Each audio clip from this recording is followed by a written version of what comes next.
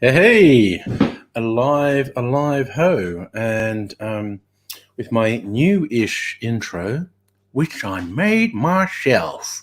Something a bit weird about that. Like, again, anyone who's been watching me for a long time knows that theme music was made for me about 14 years ago by a guy who goes by the name NSG from NSG Music.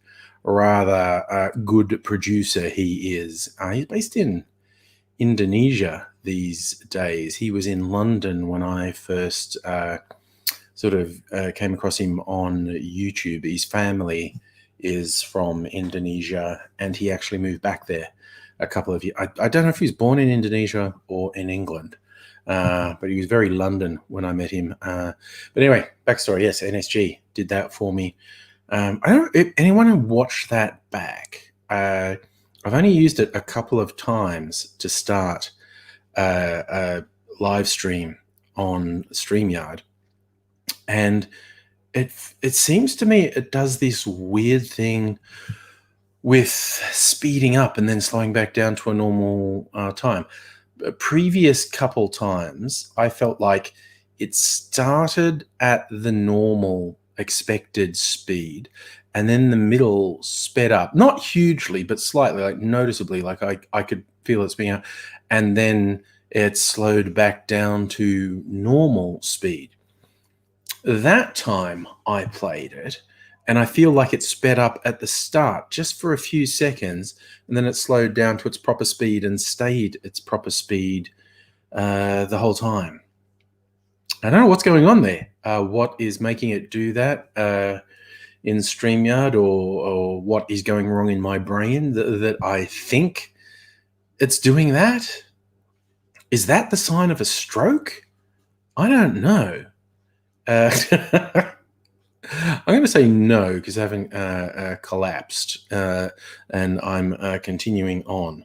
Where did I put my phone? I'm just testing because this crust. I've got to go out and get another fucking webcam. Alexander, hello.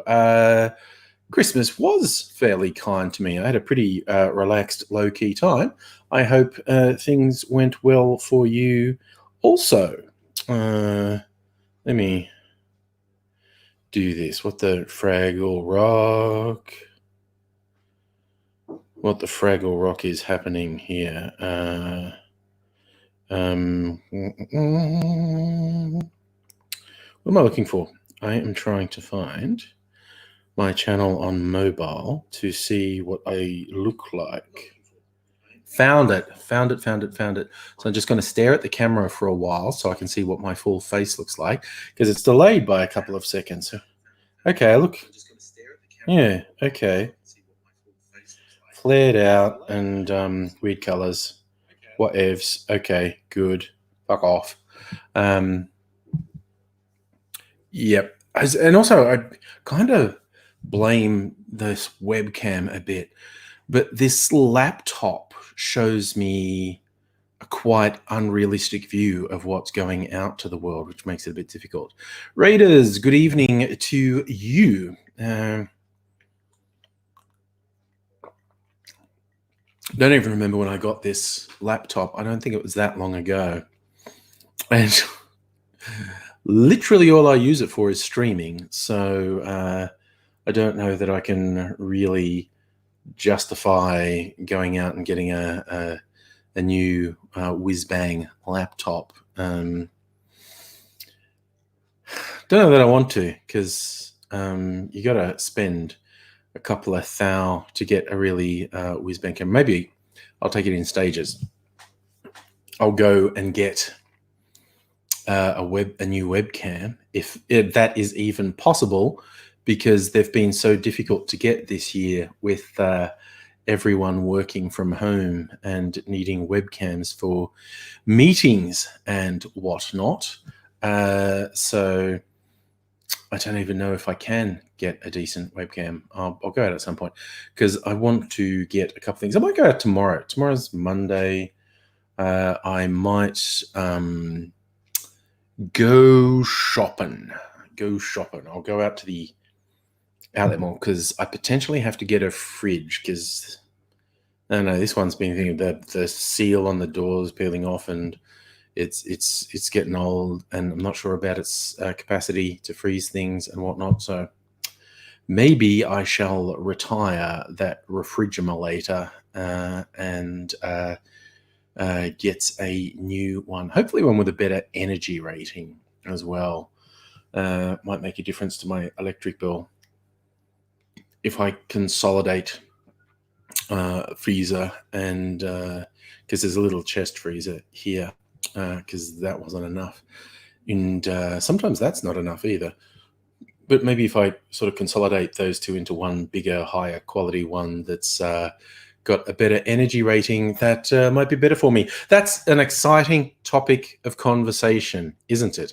Me musing on purchasing white goods. That's the sort of quality content people have come to expect from me. So,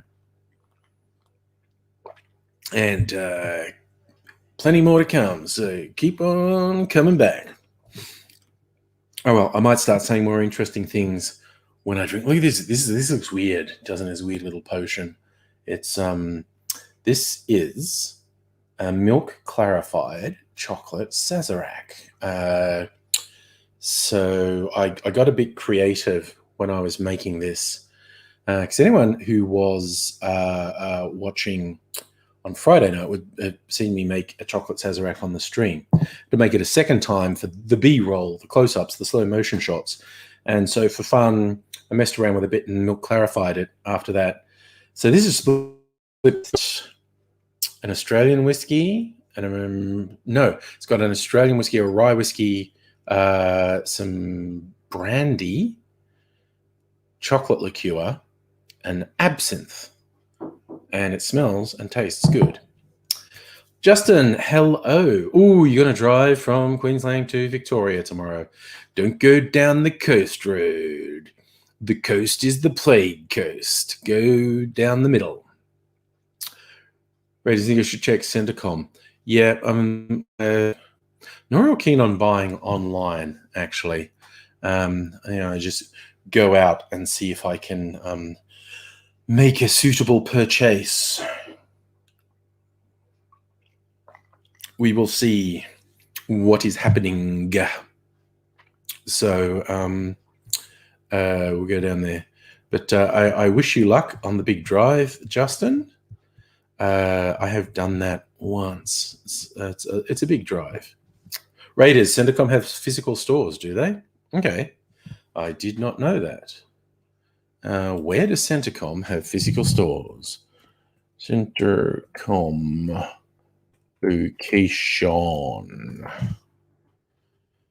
Centrecom. Oh, they seem to be all over the place. Where are they, Clayton? What's the A? Oh! No, that's one like up the road from me. I've bought stuff from them before. Yeah. Okay. I could do that tomorrow. They're like just a suburb up the road, and I've bought stuff from them before. So there you go. I could go and check that out. Bought some parts from them before. Yes. Hello, Zeppelin Imagineer.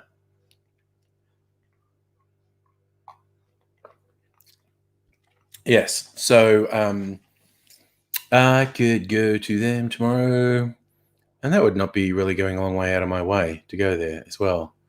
So Justin, you're driving to Port Macquarie and staying overnight, west to Tamworth and Molong before Canberra, and then Canberra to Melbourne next day. So 3-day trip. That is very sensible, breaking it up like that.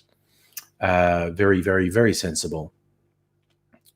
And that one going from Port Macquarie out to Tamworth, Molong, and Canberra, you're going to pass through all the weird named places there. Molong is a pretty weird named place. But you pass through or in the general vicinity of a bunch of really weirdly named places on that drive. I always got a bit bit of a giggle at the names of places in Western New South Wales, and honestly, probably everywhere. It's just I grew up in Western New South Wales, so I would see these places. Hellion, hello, Kirsten. How are you this fine evening?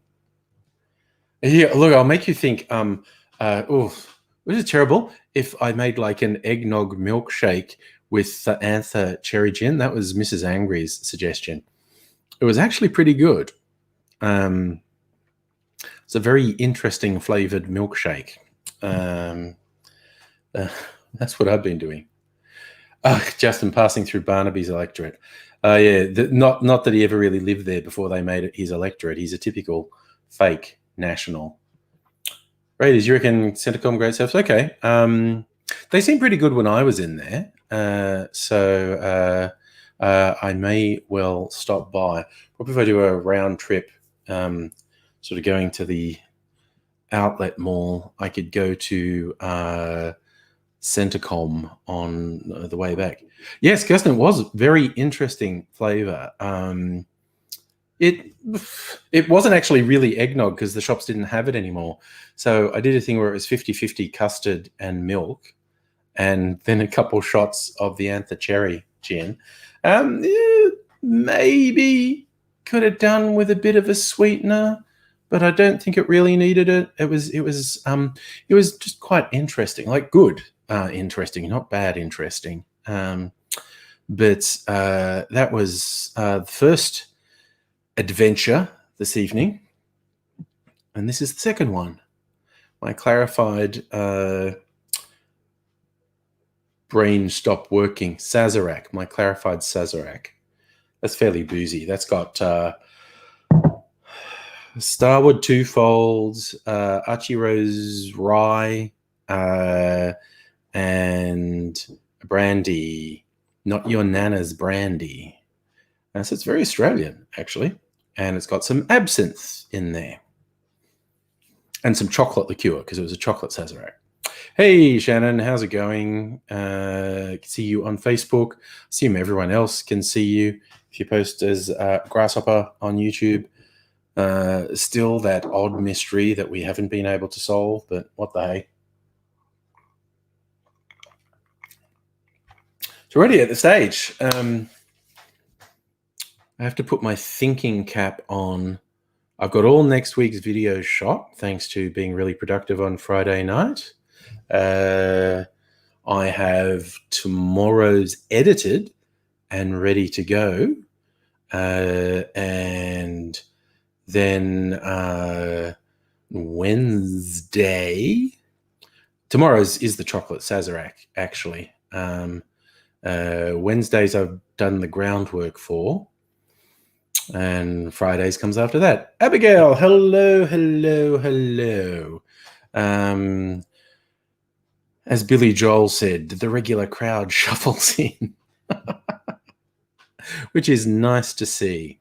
Yes, I'm not the piano man. I'm the live stream man. How would that lyric go? Talk some shit, live stream man. We're all in the mood to talk some shit, and you've got us in a shit-talking mood. Abigail, is meh just at the day, or is that at the Billy Joel reference? Or both. Could be both. It could well be both. Just shuffling on through life. Chris, hello, hello, hello. So I don't know, can I wrap my brain around following one? Jesus, Justin, what a pathetic idea. Trump rebooting The Apprentice. Jesus Christ, that's so fucked. Oh, okay. Shannon, you asked. See, because I don't see what you say. You asked if Abigail was well, and she said, "Meh. Abigail needs some hugs." Oh, yes, we have to catch up at some point. But set a date maybe for that sometime in the next couple of weeks.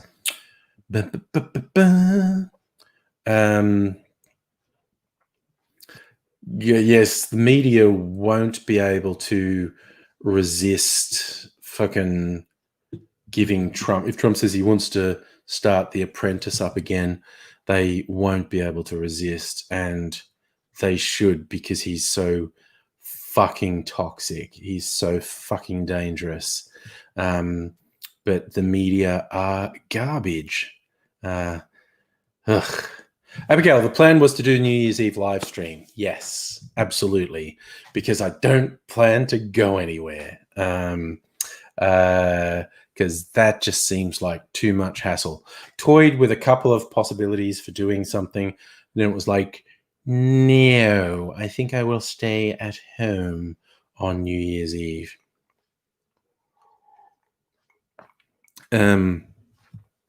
So yes, that will definitely be. Oh, if you want, that would be awesome. We'd love the company. As in Mrs. Angry and I would love the company. Definitely come over. Oh, Jesus, Justin, who do you hang out with? Your friend used to watch the show as a kid just because he liked seeing people's dreams get crushed. Jesus. Yeah, it sounds like your friend was a sociopath. No wonder he liked Trump. Yeah, but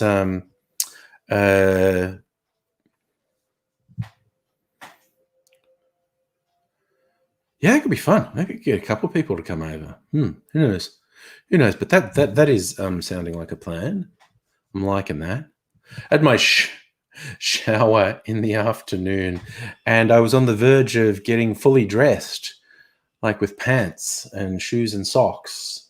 And I thought, that's dumb. I'm not going anywhere. It's already 4 o'clock in the afternoon. I'm not going anywhere. So I put a t-shirt on, and I got my beach pants on that I think I've showed off before. So can I get my leg up? No. Get my leg up.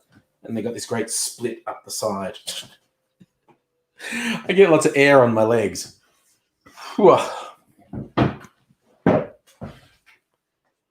All right, Abigail. Yes, not wearing pants as well. Well, I'm freeballing it. Information you all needed to know.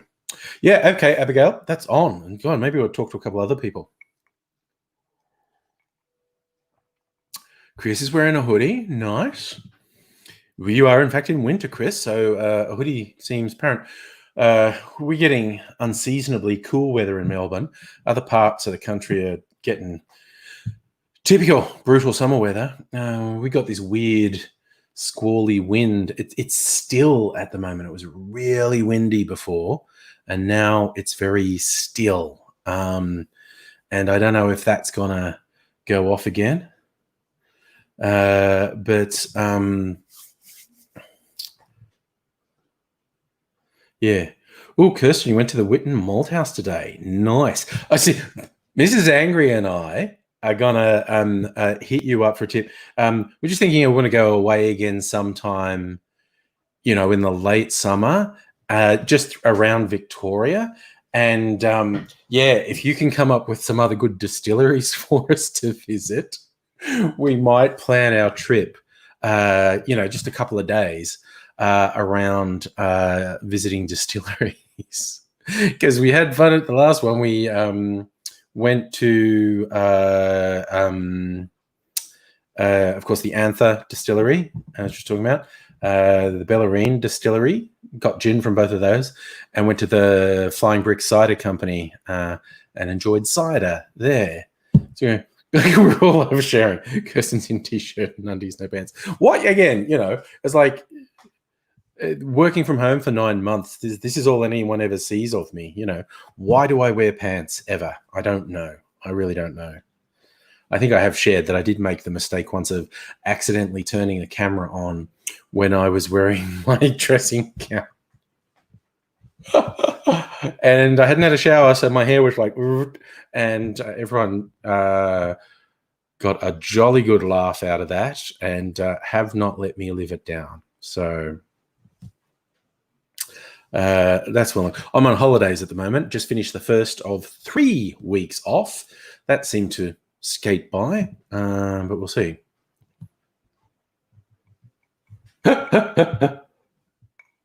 Let's not go into too much description with what we're all wearing. It's going to start to sound like a penthouse forum or something. But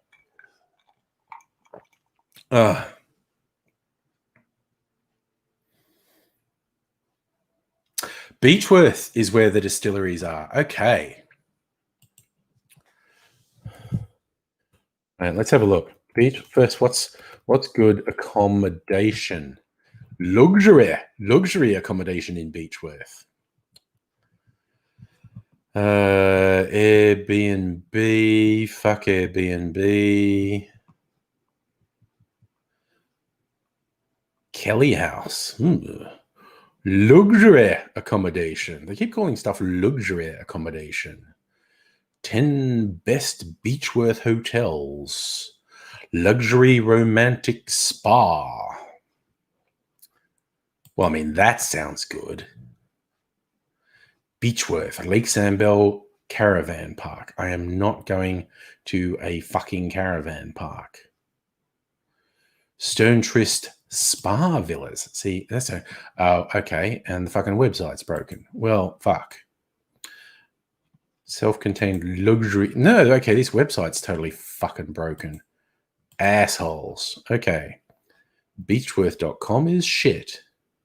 Now, what is interesting is no actual businesses come up when I say Beechworth accommodation. It's just like TripAdvisor and What If and all that shit.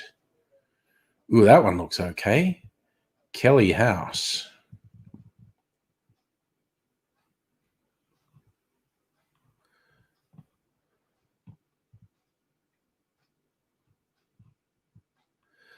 Prices.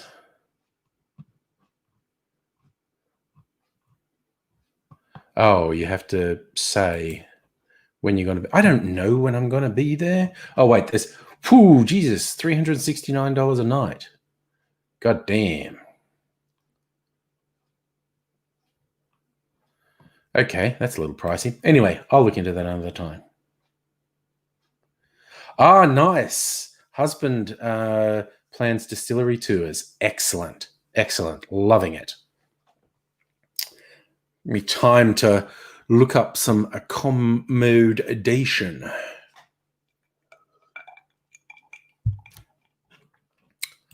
Find it slightly weird that it's like no actual place shows up on the first page. Airbnb, What If, the Hibernian Hotel, the Beechworth Motor Inn, the Stone Cottage.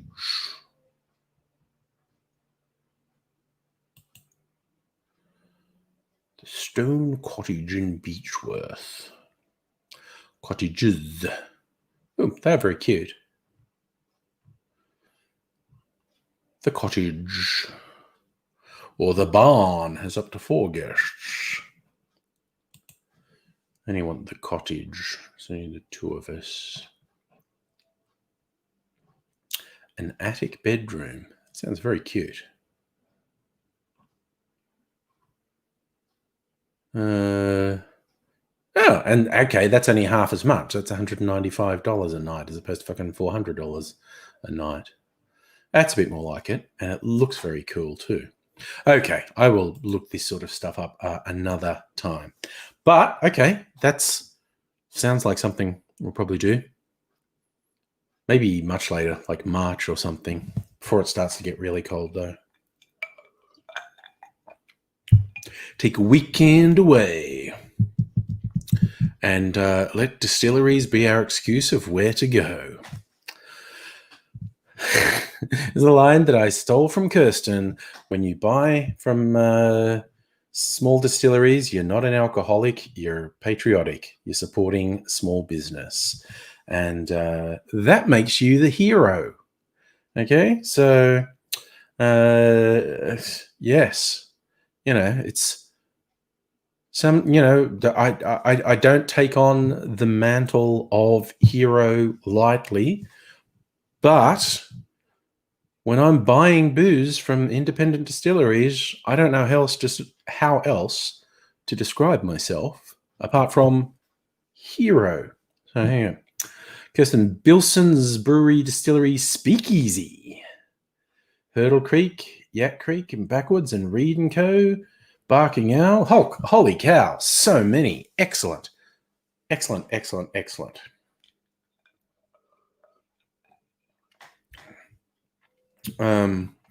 Well, that's sounding like the go. That is sounding like an excellent thing to do. So we'll keep an eye out.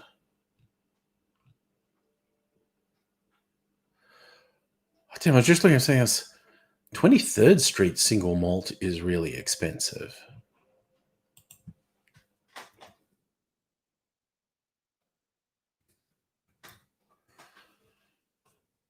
That's okay. I'm wondering when Dan Murphy's are going to update their catalog. I'm going to have to, maybe actually, I go out tomorrow. I might go by a Dan Murphy's as well, see if they've got any Christmas. Oh, there's actually out at the outlet mall, there is actually a bottle shop there that sometimes has quite cheap stuff, which I think other stores in the chain couldn't sell because they've had stuff I've never seen anywhere else. Not great exotic stuff, just like cheap stuff. And so I'm thinking they might have some Christmas gift boxes. Abigail, Kirsten will probably come up with a better definition than me, but my understanding of single malt is you make... Okay, I was going to say it's from a single grain. Define single malt. A whiskey unblended with any other malt. What does it mean to be a single malt? Whiskey is the product of a single... it's a single distillery. Okay. So single... Because when you get blended whiskeys, individual distilleries, they have all little bits left over, and they actually do deals with each other and say, yeah, I'll take these things off you and whatnot, and they come up with a blend from those. So a blended whiskey means whiskeys from different distilleries, and someone's come up with a blend out of them. A single malt means the entire thing has come from a single distillery, and they've controlled the whole things. So a single malt can contain whiskey from many different casks, but the whiskey must all have been produced in one distillery.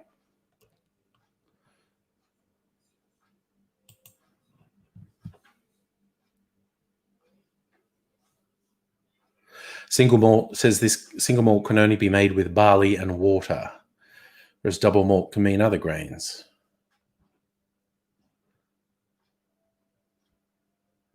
So there you go. So a single malt means the whole process has been completely controlled by one distillery, whereas a blended whiskey is they've got whiskeys from a bunch of different sources, and they've gone, okay, I'm going to blend these to come up with a satisfying taste. And what people tend to say, I am not a whiskey expert, but I have, heard people say this, that blended whiskeys are less distinctive than single malts, and a carelessly blended whiskey turn whiskey drinkers right off. Yes, Kirsten Nova's a single malt. I've actually got a couple single malts from Starwood. I had Fortis, and I drank it all. And I think the Dolce is a single malt. Twofold, I think, is not a single malt.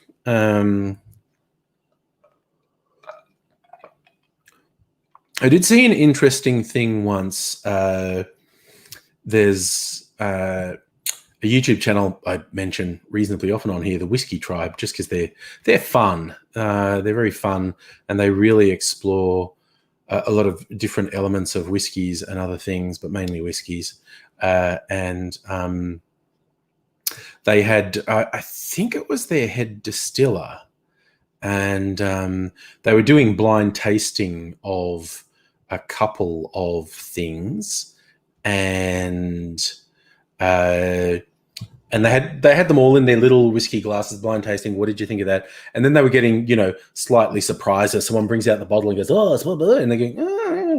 And then because they still had all these little glasses left, and one of the guys basically went, "What do you think would happen?" Like you'd be saying, like, "Well, this is nice for this reason. This is nice. What do you think would happen if we just chucked it all in one glass?" And she said, "It's going to lose all its character. It's just going to it'll be a whiskey, and it'll have no distinctive character." And then of course they went, "Well, let's try it." Boom, boom, boom, boom, boom, boom, boom. And they tasted it, and they just went, "Yep. It's like lost all its peaks and highs, and it's just." Lost any individual character. That there's like 5 or 6 quite expensive whiskies that they just mixed and all chucked in one glass, and they just went, "This is not great." Yeah.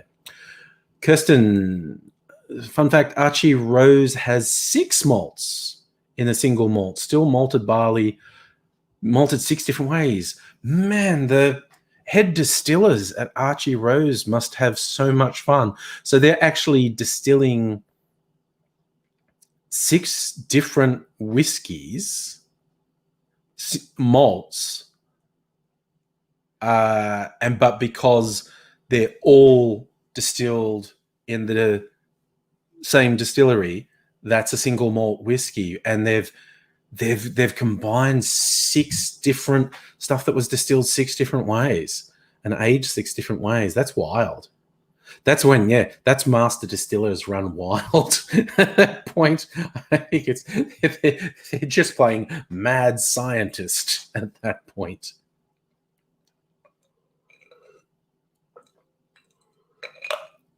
It was like talking to the distiller at Anther, and she's a molecular biologist or something like that. As a science degree, and has applied it to making booze, which is like, yeah.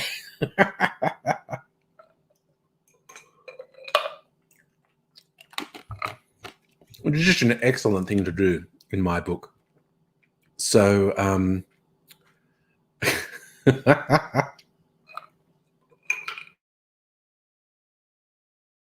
oh dear. It's like, "I'm so proud of my offspring. They've finished their science degree. Oh, they're going to go off and find a cure for cancer. I'm starting a distillery." Okay. I suppose, any decent parent would be proud of that, but it's just funny. I can just imagine a parent going, "My daughter, the scientist. Ooh, what's she doing? Distilling alcohol. Ooh, what, for medical research? No, to put in bottles and sell to people so they can get drunk." It was like, oh, okay. Science. Man, so Kirsten, it's 6 different malts, distilled individually, separately aged, and then they're brought together in a balance to make the final product. Abigail, see, I think that's what's going on there. The master distiller's getting bored. It gets well into, right, now I'm going to do something different. And yeah, because that makes sense that so many distillers have chemical and or science degrees. It just makes sense that you have a science degree and you might get interested in distilling alcohol because there's so much you can do, and B, you're a good distiller if you have a science background. Like that, when you understand what makes certain reactions happening, and this would go for brewing as well as distilling, I think, when you understand what makes certain reactions happen, you're in a better point to make those things happen. Yeah, Sejuk, chemical engineers, yes. Yeah, it just makes sense. And there's always the old joke about engineers at unis made the best bongs. They would get really bored when they were building things, and they would come up with ideas for really complex bongs, like with, double cooling chambers. People I have known in my life with absurdly complex bongs. Yeah, Kirsten, I reckon you're spot on. Distilling, 2 parts science and 1 part black magic. And it's particularly when you get into whiskies that not just the blend, whether it be single malt in your own distillery or coming up with a satisfying blend, but even just when it's a single whiskey that you've distilled and are aging, and you have to dedicate so long to it. And you get the things like, when, a master distiller gets to the point where, they think they've got it right. They're going to lay this down. This is going to be a 20-year scotch.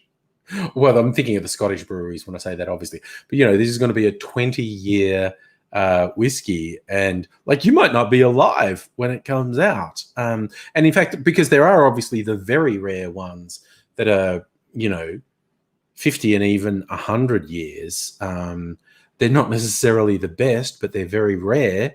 And those are the ones where the actual distiller never knows what the end product is. I think it's raining again. I had washing on the line. I'm an idiot. I love that, Abigail. Science is more art than science. Yes. Mr. Duke, your mother told you the civil engineers at Monash Clayton did a project where they did a beer bong from the 9-story engineering building, had to design it so it wouldn't kill people. Oh, my God. Oh, dear. Well, as the little challenges of engineering, making something really outlandish, but not actually killing anyone with it. That's where the challenge is. Speaking of outlandish, but not killing me, and mad science with distilling. This is not distilling. This was just blending and clarifying. I'm going to try that. I'm going to get my tiki goblet and put a nice big chunk of ice in it. And I'm going to try my clarified chocolate Sazerac. Like I said, I have had a sneaky taste because I made slightly more than would, and I mean slightly more than would fit in this bottle. So I just drank the bit that was left over, and it was nice. But I want to have a proper bit of it in ice and see how that goes. Okay. Okay, get the goblet. Get a look. By the way, see, there's my pants. You see the split? Hey. Okay. Big chunko ice. I don't want to break anything. I keep worrying I'll put something down and it'll fall off and break. I get really upset if one of my tiki goblets broke. Right. Big old chunko ice. And we set back down. And hey, satisfying. Oh man, it smells good. It smells really good.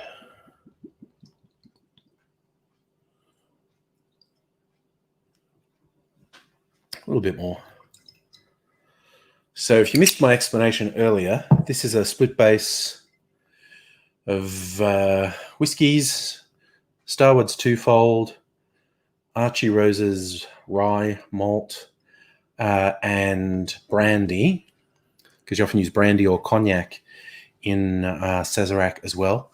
This one's an Australian brandy from 23rd Street Distillery that they call Not Your Nana's Brandy, and some chocolate liqueur and about a quarter of a shot of blue absinthe. That's what's made it go a funny color.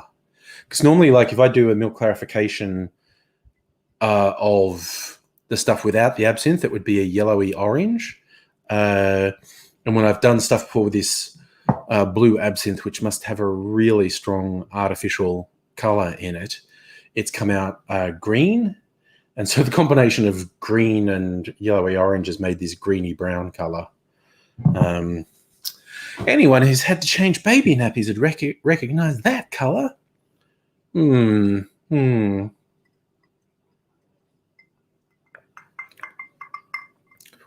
Oh, yeah, that's good.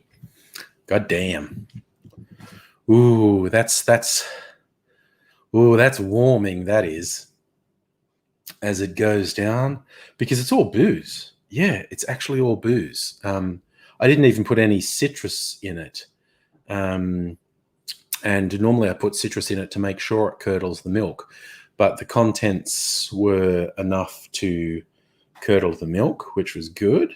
It does have sugar syrup in it. So, and now it's got whey from the clarification process. So it isn't all booze, but there's no citrus in it. There's no juice diluting it. It's diluted by sugar syrup and whey. So how much? It's about, I'm trying to guess, it's about 2 parts booze to 1 part something else. So it's pretty boozy. And it's making me feel very warm.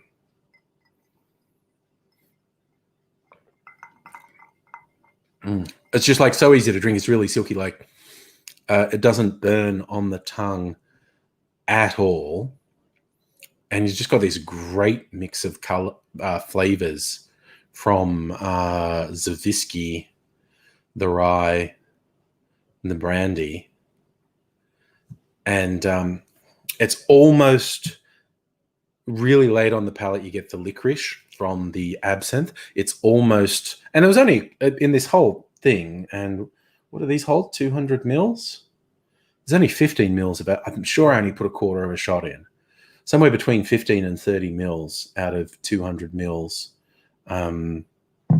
is absinthe. So it's just a little bit.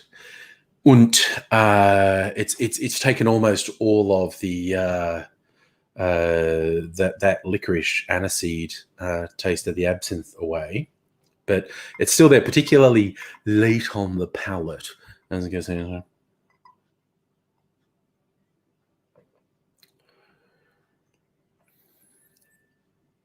It's got the really obvious chocolatey note.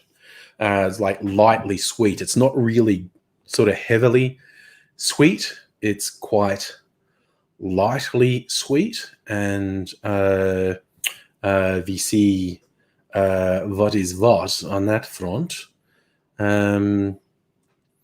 But yes, overall, this is quite the winner. And it sits like it's very deceptively, that doesn't taste a lot like alcohol.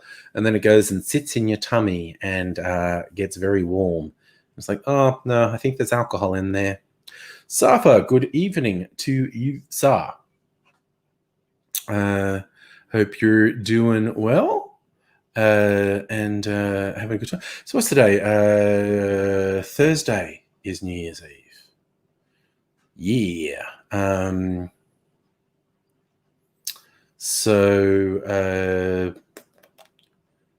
then there's the weekend stretching out. Well, yeah. Okay, that's cool. Safa, gin's supposed to be dry. Bought a can the other night. Had lemon. Like a gin is really an acquired taste. That strongest flavor element in a typical gin is the juniper that defines it as gin, and people often describe that as sort of like pine needles and possibly even a bit mentholy. But there will be other stuff that flavors in, but that's the dominant flavor, and it is bitter. It's an acquired taste. Abigail, what day is it today? Good question. Good question. I will quickly check. So yeah, it is Sunday. I thought it was Sunday, but I wanted to check before I said that. So 4 more days, and it's New Year's Eve. So that sounds like a plan. Yes. Safi family drove to Yarrawonga. It's really windy. Yes. There was the damaging wind warning across a lot of the state today.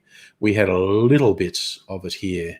I think other areas it was much stronger. But I had a Christmas roast. I did my best. I love going to the shops after Christmas and like the supermarket and going, right, what have they marked right down before, because Christmas is over now? And had this turkey roast. It was like a bit of turkey breast with stuffing on it and bacon wrapped around it, and just cook that with some baked veggies, and it was yum. And have some leftover turkey and stuffing and bacon for a sandwich or two tomorrow. I've got some nice baguettes that I think that will make a really good sandwich with. So that's my brunch tomorrow. Not saying I plan to go late tonight, but I'm not saying I'll go late tonight. Who knows? Oh, it was mysterious stranger coming into the kitchen. Just getting the water. Okay. Do you want to taste the weird drink? What? The sippy sip of one of my concoctions. Tell me what you think it tastes like. Cleanse the palate. Yes, cleanse your palate with a bit of water.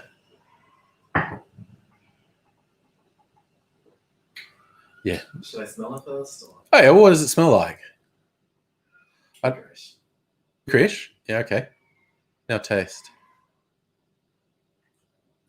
Licorice. You're still okay. I thought the licorice was mostly gone. I was tasting chocolate. It does have absinthe in it, which is licorice. So, yeah, it definitely smells like licorice. Yeah. I'm just very susceptible to licorice. You're very susceptible to licorice. Okay, fair enough.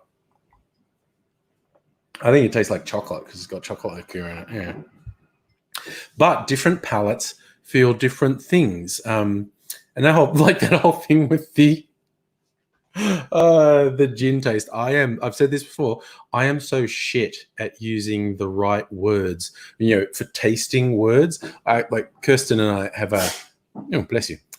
Kirsten and I have a running joke at the live stream we used to listen to with Henry from Applewood, the brand ambassador from Applewood.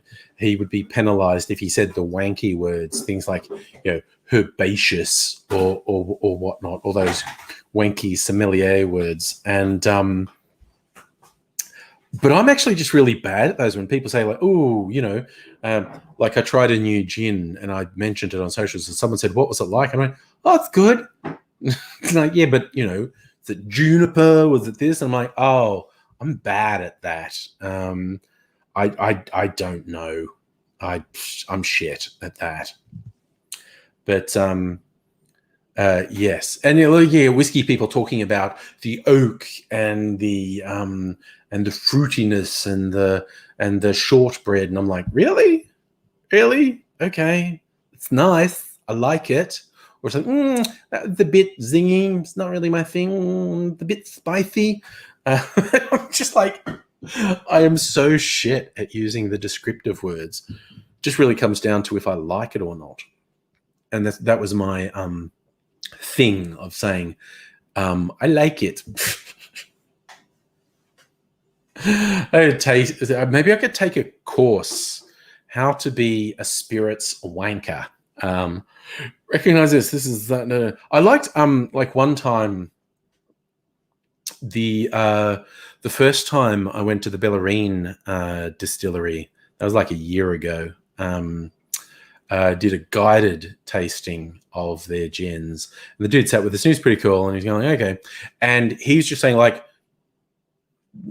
don't worry about saying the right descriptive words. Like literally, what does it remind you of? Like, what are you tasting? What is it like that you've had before, that you've smelled before, that you've tasted before? I still wasn't very good at it.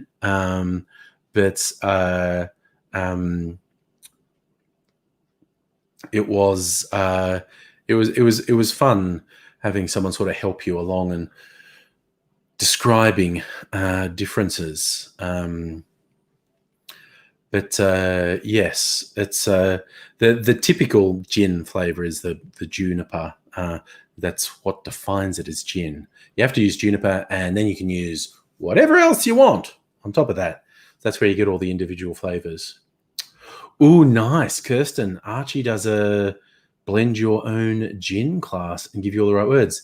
Nice. It's probably a long time till I'll be in Sydney, but I'll put it on the list, definitely. I don't think do any of my favorite local Melbourne places do that sort of tasting. I know Starwood does, I think. Keep meaning to go there. And who else do I get stuff from? Brogan's Way? Not sure if they do it. Or Marionette, do they do it? I don't know. Have to look into it. Maybe could do some local ones. Yes, Safa. Hopefully Kirsten doesn't get COVID.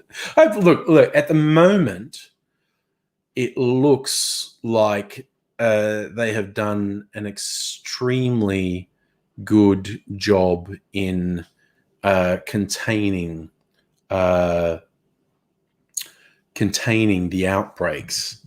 I mean, it's gone past 100 cases, but it was always going to be over 100 cases. There was like a best case scenario was over 100 cases, and that's up to this point what it's looking like. It's looking like a best case scenario is happening. Out of way over 100,000 tests, getting 100 positives is an amazing result. But I just worry that the government is making some decisions under political pressure that's going to make things worse in the next couple of weeks, like relaxing the restrictions over Christmas, and most importantly, from my perspective, doing the New Year's Eve fireworks on the harbour. That's just got super spreader event written all fucking over it. Kirsten, you're in Botany, about an hour and a half from the northern beaches. Mind you, there were cases almost everywhere. But like I said, at this point, it looks like we're seeing virtually the best case scenario of this outbreak being well and truly contained, which is excellent news. I just really worried about the relaxation of restrictions over Christmas, the crowds that showed up for the Boxing Day sales, and then doing the New Year's Eve fireworks just seems very bad. Staffer, I think you're getting mixed up. Botany Bay is the famous thing. I think you're getting slightly mixed up with Bondi Beach and Botany Bay. So now it's Port Botany, a major shipping port. Oh yeah, Safa, I would err on the side of caution with Sydney until at least the end of January. Now, like I say, it looks like at the moment a best case scenario, which, as I said, is fucking great. I just really worry about what the next couple of weeks is going to bring, and because the positive testing tends to trail actual infection by 2 or so weeks, I don't think we'd have even an indication of if Christmas and New Year's caused more infections. I don't think we'd even have an indication until mid-January. So I certainly wouldn't make any big decisions until the end of January myself. That's just me. So if your neighbour works part-time in Sydney on the XPT but stays in a hotel when she's in Sydney. Yep, well, it's like there are no guarantees, but by taking certain precautions, you can reduce the likelihood dramatically. I mean, in Australia, you've basically got to be incredibly unlucky to contract a coronavirus at the moment, as opposed to US, which is just going down the shitter so fucking hard. It is starting to look like by the end of January, we will be seeing a worst case scenario in the US. And that won't be as bad as it gets. It will get worse. But it's looking very, very, very, very, very bad now, and is very close to 100% certain to get much, much worse.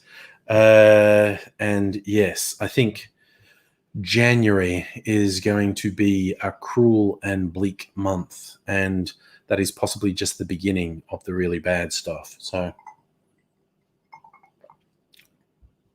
very, very worried about what is actually happening in to US of A.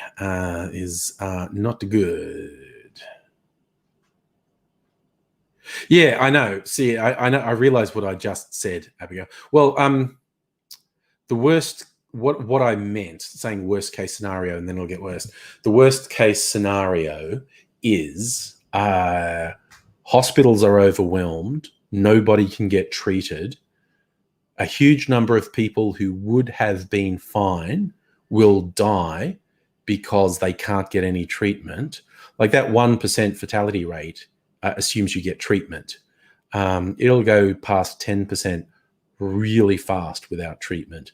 And then also other people who have other conditions that aren't COVID also dying because they can't get into hospitals because hospitals are overwhelmed. So I guess what I was saying is, at the latest, by the end of January, I worry the US is going to be deep in the start of the worst case scenario. And the chances of that being as bad as it gets is very low. It'll look like it's as bad as it gets. Like when hospitals everywhere are overwhelmed and people are dying in their homes, hospital car parks are full of like freezer trucks stacked with bodies. When they start getting to the mass grave stage, when they start setting up, bloody tent city triage centers in sports stadiums in the US, that's going to look like and that's what I worry will be happening before the end of January. And that's going to look at that point like as bad as it gets, and it will just be the beginning. It will be the beginning of as bad as it gets. It just doesn't look good. It's like this is what's been threatening to happen since, February, March, when we realized, oh shit, this is serious. And the world collectively has dodged that bullet so far. I worry that the bullet dodging is not going to keep happening.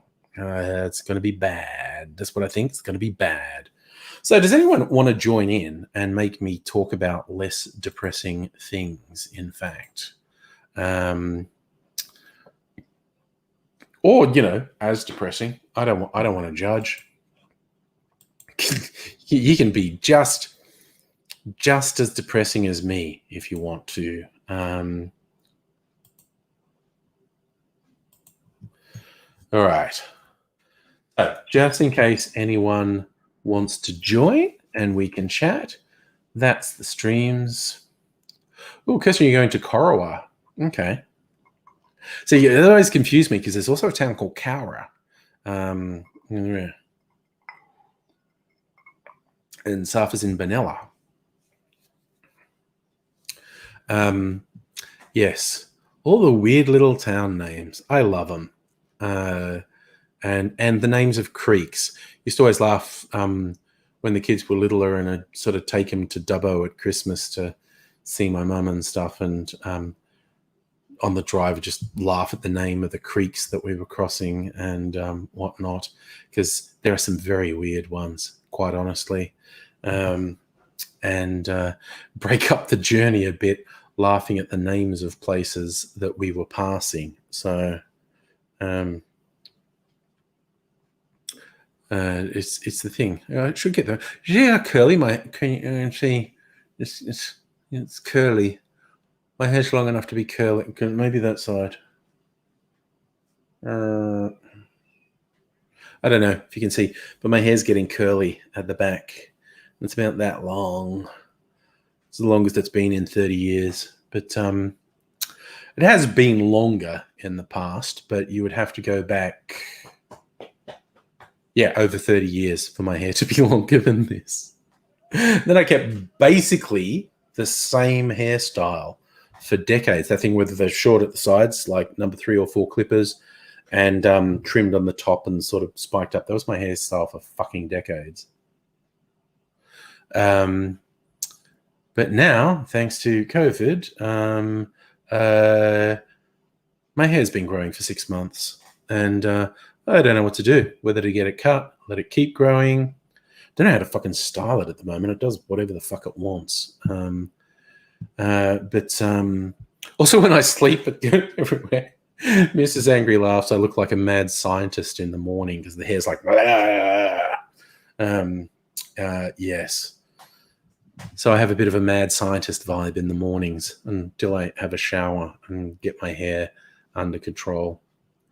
I mean, all I do to get it under control is get it wet and then sort of brush it back so it looks like slick back, but then it dries and gets a bit boofy and does this. Oh, yeah, sorry, Kirsten, I remember Poison Waterhole Creek. Yeah, that's a weird one. Oh, and you have switched your plates over because you are a New South Wales person now. A New South Welsh person. I'm really... I might drink something else. I might save that rather than drinking it all tonight. I'm really liking that. Sort of slightly licorice chocolate thing. So it's like, it's like a chocolate bullet. That's what this is. It's a chocolate bullet. That's what I could make. I can come up with a cocktail that's chocolate and absinthe, and that would be like a chocolate-coated bullet. Ooh, that's the thing I'm going to try. Definitely. Maybe that should be a shot, actually. Kind of 3 parts chocolate to 1 part absinthe would be a chocolate bullet shot. I don't normally do shots, but, you know. Ooh, that actually probably look good in a shot because the absinthe is so high proof, it would probably float on top of the creme de cacao liqueur, so it would be clear with a little blue thing on. Ooh, I'm going to do that. Absolutely going to do that. Nice, Kirsten. Husband wanted a national park pass to go fishing, so I had to change the plates on the car. There you go. That's what you need. You need motivation to do things.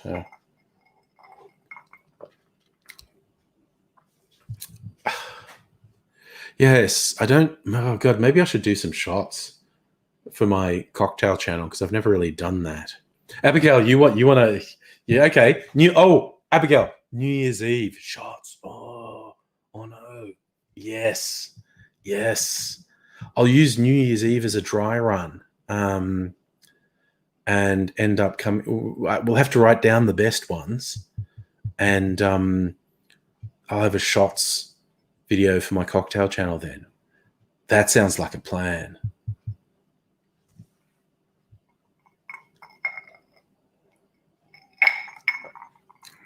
But I think a chocolate bullet would be a good shot. And I've got many other things that could be combined to make a good shot as well. So, maybe that's what New Year's Eve will be. Shots night. Oh, that sounds messy. That sounds really messy. I mean, I say that in a good way. Yeah, Safa, a YouTube meetup drinkies 23rd January, definitely. Um, uh, to find somewhere and go, like probably like the Gin Palace or something. That's a pretty big venue. You get a group in there. Depends how many people want to kick on, as the saying goes. Definitely go out for a couple of drinks though, Safa. Most def. Yes, we just have to work out where, but that shouldn't be so hard to sort out. Just somewhere that's walking distance from Fed Square.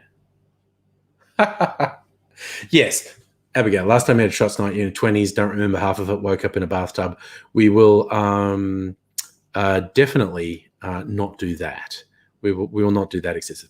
Safa, start point is very easy to find. Federation Square, right next to Flinders Street Station. That's where we start, and we go on from there. Oof. Okay, so within certain constraints, New Year's Eve is starting to sound a bit messy, which I like the sound of. So, Kirsten, you read on the internet, cars garaged in New South Wales with plates from other states were considered unlicensed. So it's anxious that you'd have an accident. I think you have to show the intention to change the license.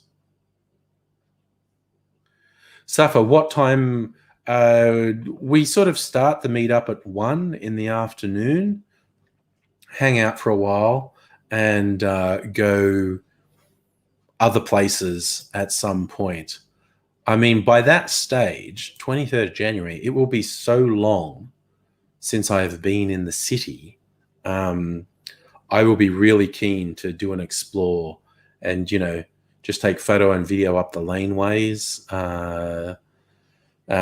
So I'll be keen to do a few things. So I like that, Abigail. You were actually alone in the bathtub. Bathtub would be very uncomfortable with two people. I mean, honestly, it would be uncomfortable with one person, as I'm sure you could attest. But yes.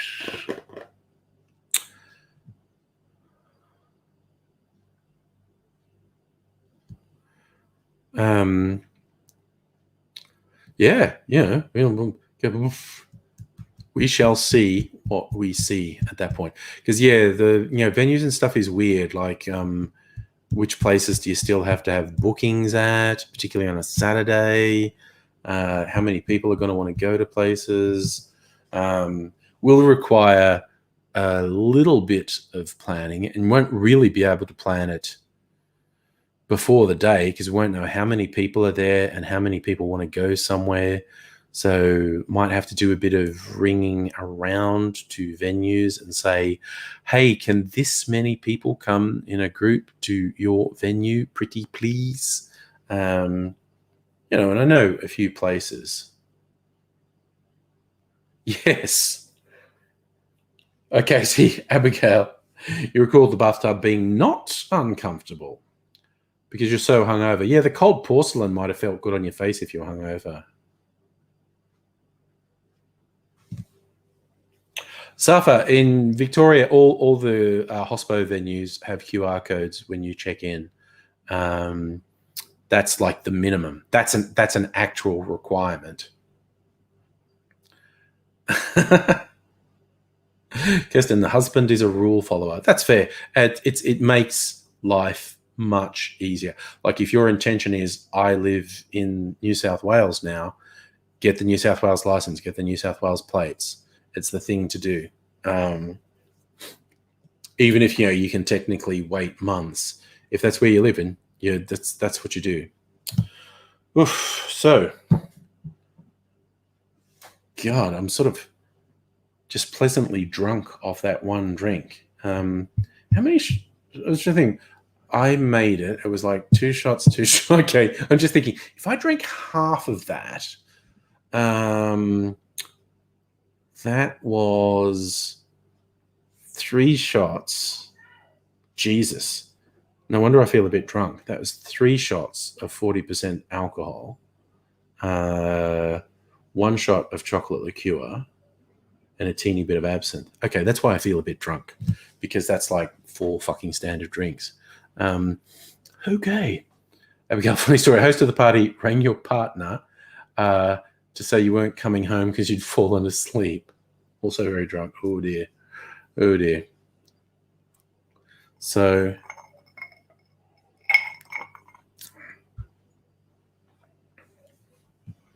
that was nice that the party host rang your partner to say you weren't coming home. That's just polite, really. I do feel like another drink, though. I keep looking at this. I got my Pacific Moonshine. They included a little postcard with a cocktail recipe, which you probably can't see. Yeah. They call it a New Moon Mai Tai. What's their description? Artfully distilled from kegs of stone and wood Pacific ale.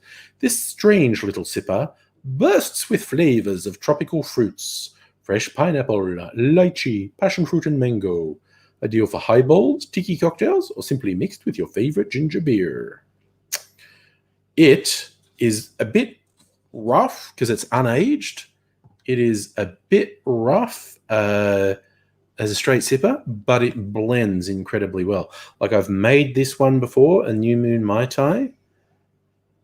30 mils Pacific Moonshine, 30 mils Mac, 30 mils pineapple juice, 30 mils orange juice. It's fucking good. I've got an orange there. I could juice it. I've got cans of... not that one. It's been sitting... oh, man. I wasted half a can of... I'm not touching it. It's been sitting there for a couple of days. Oh, dear. Sorry, Annette. What the fuck is French Hen Day? 12 Days of Christmas. On the 3rd day of Christmas, my true love gave to me 3 French hens, 2 turtle doves, and a partridge in a pear tree. And today's the 3rd day of Christmas, so it's French Hen Day. I was just looking up stuff. Abigail, how many combinations of cocktails are there? In practical terms, limitless. Like, the number is so big that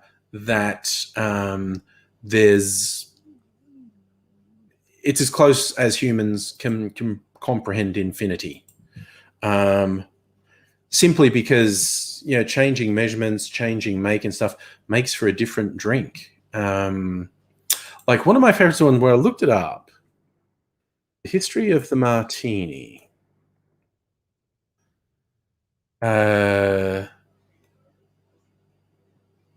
So, okay, Martini Ratios. Is this it? So, okay, these are just the popular ratios for just a martini, right? Just a martini. And these are just the popular ratios. So there's a 50-50. And that's half gin, half vermouth. Very few people actually have a 50-50. It's very uncommon for someone to have a 50-50 martini. And then there's one they call sopping wet, which is 60 mils of gin and 40 mils of vermouth. And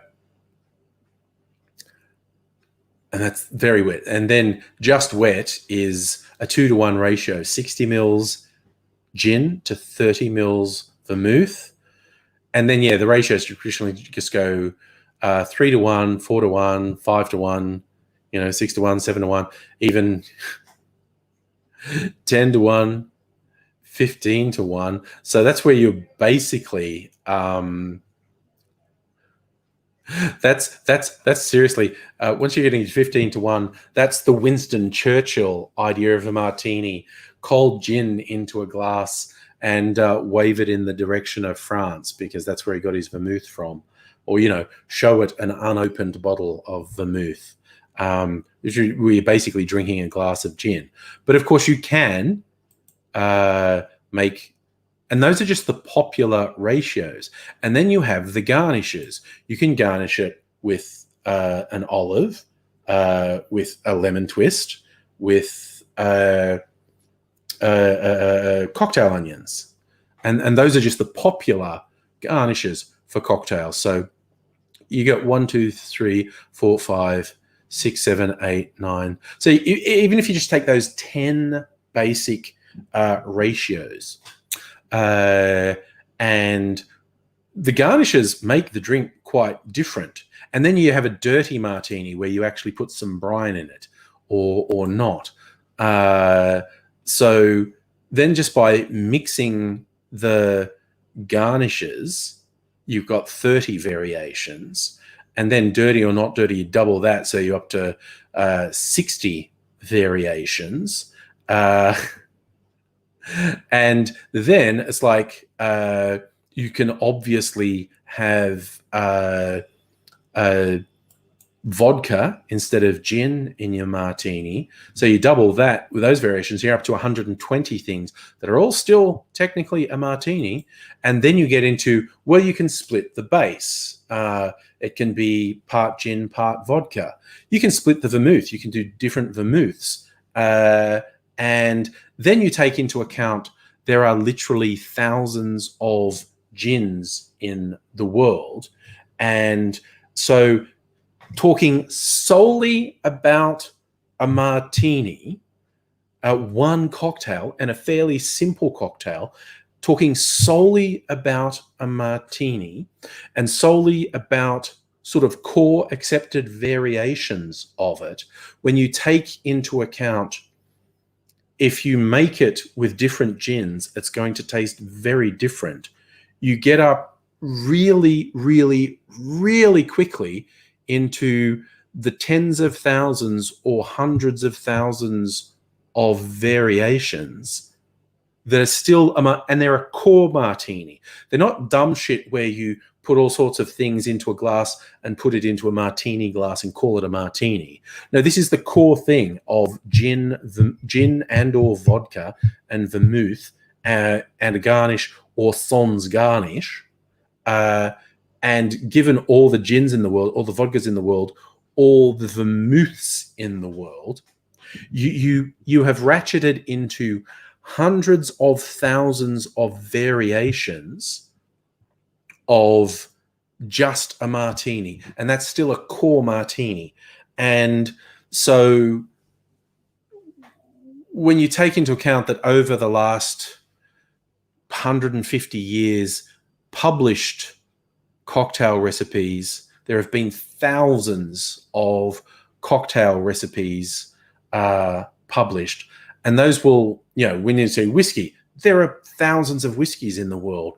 So just by going published cocktail recipes, but noting the fact you would get a quite different drink if you did different whiskeys in the drink, if you did different rums in the drink, if you did different gins in the drink, all the stuff, you have easily rocketed into billions of combinations you could make, and just by staying with recognized cocktail recipes that have been published in the last 150 years. So it's going to be a finite number, but it's going to be such a big number that to a human brain, it may as well be infinite, because a human brain can't really grok a number that big in any practical sense. There's basically no limit to the amount of different drinks you could make. And I mean like distinctly different drinks you could make just by following established, published cocktail recipes. And again, just sticking, like I said, martini alone, you could easily make millions of different drinks. You could taste a distinct difference between them while staying in the core martini definition without even getting really silly and all the variations of things that are called, like an espresso martini is not a martini. A porn star martini is not a martini. It's just they were invented in the 90s and they were put in a martini glass and someone called them a martini. So, yeah, it's kind of like cars that you can customize. The two just spring to mind. There's a van. There's a UK van that I think it's a Ford Transit that tradies liked, and you could customize everything: the bumper, the door handles, the dials, and the amount of practical variations you could do. And some of the differences are tiny and very hard to notice, but they are differences, and you can order them in particular configurations. Like, technically, there were literally millions of variations of this van possible. The same as the newer Minis. You can customize all the little bits on those door handles and lights and dials and shit. And there are millions of possible combinations. It's the same basic car, but because you can manipulate tiny elements of it, there are, in practical terms, millions of variations possible. They'll never all be made, but they're theoretically possible. And because there's a study done on the possible number of songs there could possibly be, and the number's so big you couldn't listen to them if you've lived as long as the age of the universe. That makes sense. You couldn't drink all the fucking cocktails if you'd been alive certainly since the Earth cooled. If the original sort of single-celled organisms had been mixing drinks, we'd still be going, and we wouldn't have finished by now. That's what I mean. It is not infinite, as in the technical definition of infinite, but in practical terms, in ways that the human mind can understand, the number of possible variations is so large, humans can't really process that. And you may as well call it infinite, because you would never reach the end of it. You couldn't express it in real terms. It simply isn't possible. But yes, I'm knowing you like Douglas Adams. How does he describe the universe? It's big. I mean, really, really big. Like, you might think it's a long way down to the shops, but that's nothing. The universe is big. And these numbers are big. there is, in practical terms, very, very little limit to these numbers. I don't feel like juicing anything. I would have to juice an orange, which I should be doing anyway because I've got an orange that needs to be juiced, and open a new tin of pineapple juice. And I don't want to do either. Much as I like this drink, because this is a very nice drink. Ooh, maybe I should do something with my fucking overproof gin. Rum. 75%, 150 proof rum. Because I'm a fucking madman. Why don't I open the Bible? What do we have for overproof rum in here? What do they recommend? Rum.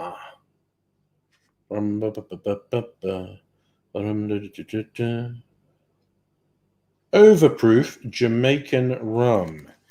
Page 105. A daiquiri. A Trinidad hook. Fuck me, 2 ounces of overproof rum. 3/4 of an ounce of lime juice. A passion honey mixture and bitters.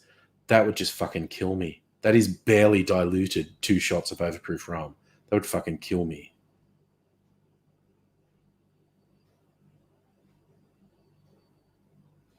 Ooh, Annette, which rum did you buy? Because they had some good ones on sale at Dan's. But just look up Tiki Drinks online, because they're fucking great. And then just I improvise a bit. What other overproof? That's barely diluted overproof rum, and I'm feeling a bit scared, and I don't want to do that. 105, 119.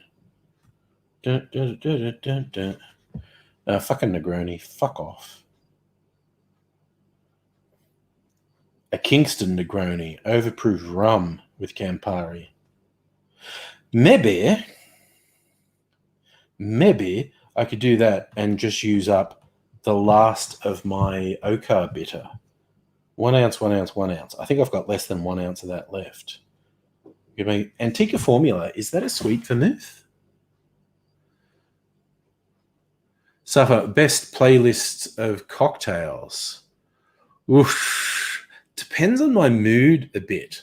I have of late gotten more and more into stirred whiskey cocktails. I should take better notes of when I really fucking like a drink that I make, honestly. Is Antica Formula vermouth a sweet vermouth or a dry vermouth? Because I don't know. Is Antica sweet or dry? Sweet vermouth. Okay, I've got a sweet vermouth. Maybe I could add a bit more classic as well. Yeah, okay, I'm going to make this. Fuck it. It's probably really dangerous, but it's a stirred one. So I'm going to do fucking 1 ounce. I'm scared by the idea of 1 ounce of this fucking overproof rum because it's really strong. Okay, just double checking what they say. Overproof Jamaican rum 119. Kingston Negroni. 1 ounce overproof, 1 ounce, 1. Okay. I'm going to do that. Safa, would I have made cocktail channel if there's no COVID? I had always planned to. Yes. I had always planned to. And I finally started it during COVID. In fact, COVID probably delayed me for a little bit. Substation number 1. Okay. Yeah, get it for Tiki Drinks. Depends what else you have. Tell you ones that I've enjoyed. Just basically rum with fruit juice. And even do a highball with like lemonade or something. Depends what you're into and what you have. Like, okay, the absolute simplest rum drink is the Daiquiri, which is rum, lime juice, and a little bit of simple syrup, a little bit of sweetener.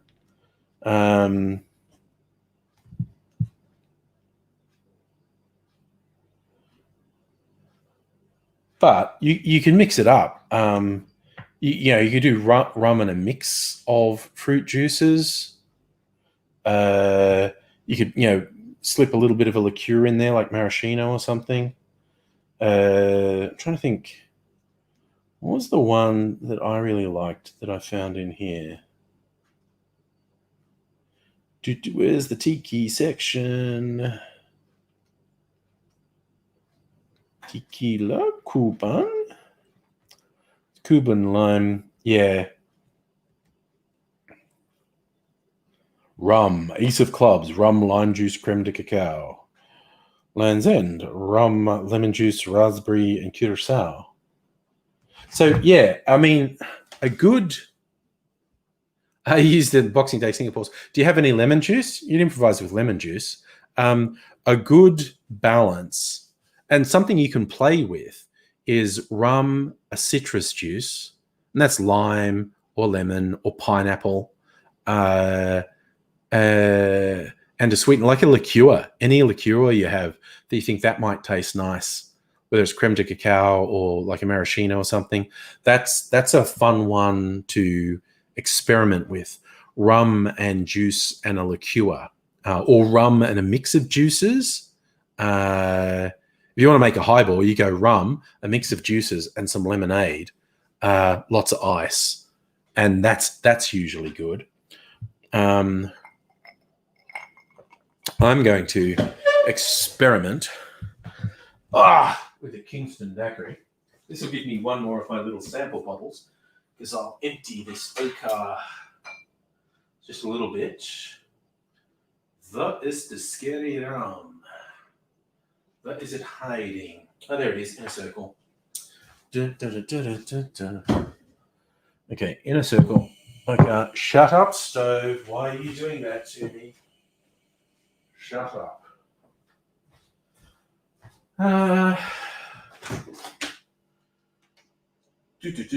Sweet vermouth. Classic vermouth. Might do a mix of those. Right. Let us. Now, where's my stirring finger? Courtesy of Annette. All right, just get my stirring finger, which is just here. It's locked and safe.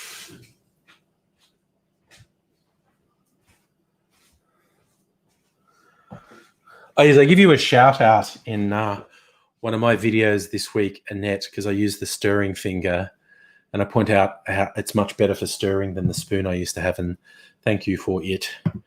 Okay. Oh, God. What's up? I didn't get my jigger. It was in the same bloody place. Oh, where is it?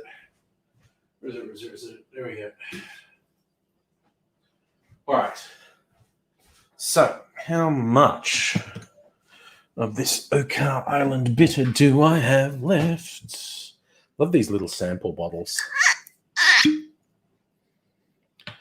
Okay, how much of this is left? Ah, cool. I need about 1/4 of an ounce. That's okay. Probably won't overpower me. So, 1/4 of an ounce of my bitter. Bottle empty to be filled for cocktails later. We will do 1 ounce of our overproof rum. Oh, Annette, I'm just really clumsy with the spoons. I would always basically end up throwing bits of ice out of my stirring glass. The finger stirrer is great, though. So I might do 1 ounce of the sweet vermouth. A bit more. There we go. Ooh, this is going to be a very red drink. Very blood red. And 1/2 ounce of the classic.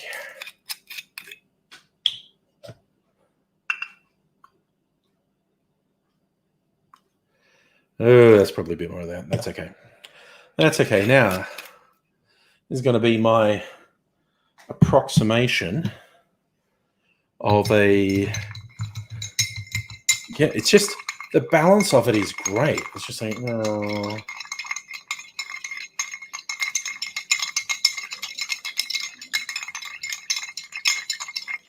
Yeah, it's just so comfy. The slightly homoerotic thing of sucking on Gaz Regan's finger. How good is that color, though? With the red bitter and the red vermouth. God, even this is 1/4 of an ounce of that bitter. I think. Ooh, Annette, will the Bitters Lab have a post-Xmas sale? Well, sometime in the next couple of weeks. Maybe Abigail, we should check out the fucking Bitters Lab while we're in the neighborhood as well. Great color.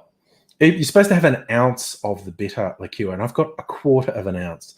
And I think it's probably still right on the edge of what I can handle with bitterness.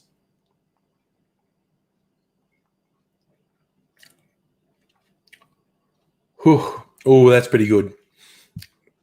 Oh, yeah, you do it? Oh, wow. Oh, man, that bitterness on the back palate comes through last. Ooh, and there's this burn. There's this overproof rum sitting in my tummy. I was like, yeah, that's overproof right there. So I've had 2 standard drinks. That's a good bit of moderation for you. This is, okay, vermouth's low alcohol. And I think the bitter is low alcohol too. I'm not sure, though. Yeah, 24. So that's 3 standard drinks? 2 or 3 standard drinks. This is 2 or 3 standard drinks because it's got one really strong element, but the rest are low alcohol. So, oh, nice. Annette taking the girls Fitzroy shopping with gift cards. Nice. Nice. So I'm calling the Trinidad Negroni a win just because I used 1/4 of an ounce of the bitter rather than a full ounce, because I am bitter is just not me. Like this is so much better than Campari, which is like the default thing for Negronis. Campari is just like one note bitter. That Oka Island bitter has a bit more subtlety. It's like fruity and has a much rounder taste, but it's still too bitter for me. Like I'm not. That's empty now. I'm not going to be refilling that. I've got a couple of other bitter aperitifs there that are much milder, Aperol and a Dolan Bitter de Chambre. Just playing with my focus because I feel like I'm out of... Oh, I was out of focus. That's much better. That's better.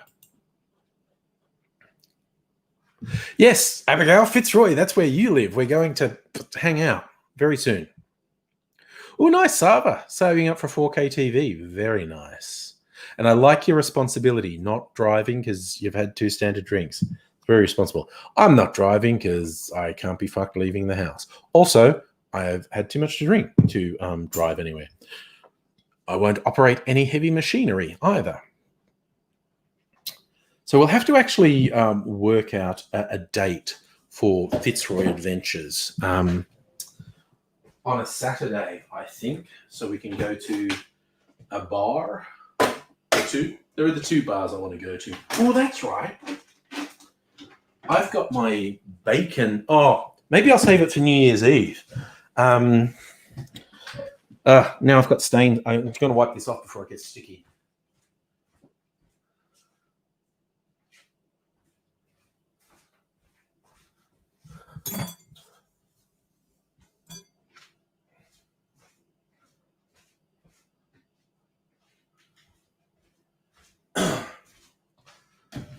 Oof. All right, settling down. Annette, you need socializing. We need to set up a time that works for you for some socializing. Yes. So, good question, man. Is a jigger heavy machinery? My stirring finger might be heavy machinery. This is fairly heavy machinery. The Inner Circle rum.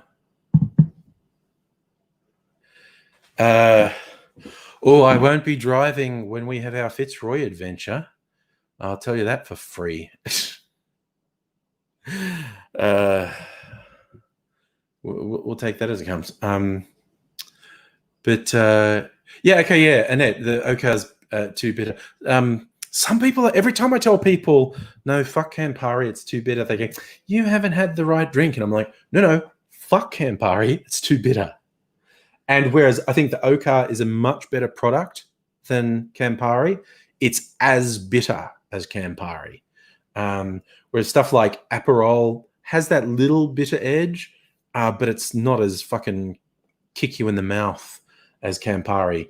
And the other one I've got, the Dolan Bitter de Chambre. Again, nice red aperitif, good for drinks that want that bitter element. Nowhere near as brutal as fucking the fucking Campari, man. It's just too much. And people always think, oh, you'll like it eventually. You're like, no, I fucking won't. I have tried really hard. And no way. Actually, if you still have some of the Oka bitter, make something that's quite sweet, like the sort of thing I was saying, like your rum with a couple of fruit juices and a lot of ice, and put like a spoon of the Oka in it if you want to experiment. And I mean like 5, if you've got a measuring thing that does 5 mils, do 5 mils. But if you start with something that's sweet, like rum and fruit juice, and put in 5 mils of the Oka bitter, I think that is like an acceptable level of bitter.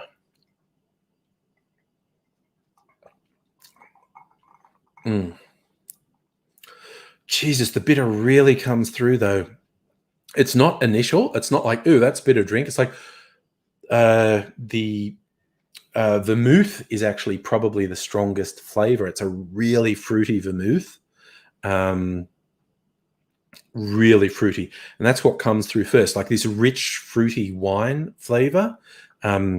Vermouth being an aromatized or fortified wine.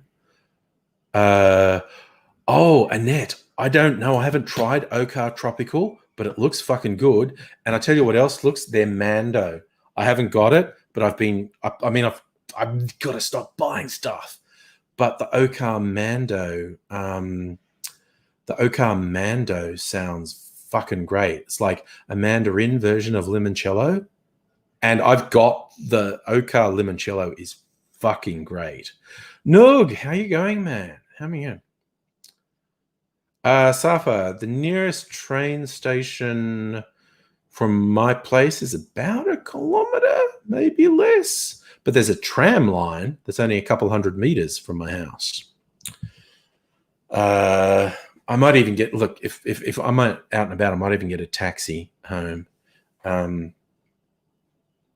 Or a taxi from the city, maybe get PT to the city and get a taxi from the city to home. I don't know. I'm leaving that open. We'll see what happens. Yeah, Annette, look, okay, okay, let's do something real bad and go on the Applewood Distillery site because it's just full of fucking temptation. It is full of temptation for me. Let's shop Applewood. What do they got? See, I don't need any more gins, but these recent gins, limited editions, the lemon aspen, the Kakadu plum, and the bush apple, all sound fucking great. But I've got enough gins. I don't need that. And they've got a macadamia gin now too. And it's just like, and those are limited editions, so they're like $90. It's like, okay, I'm tempted, but I don't need them.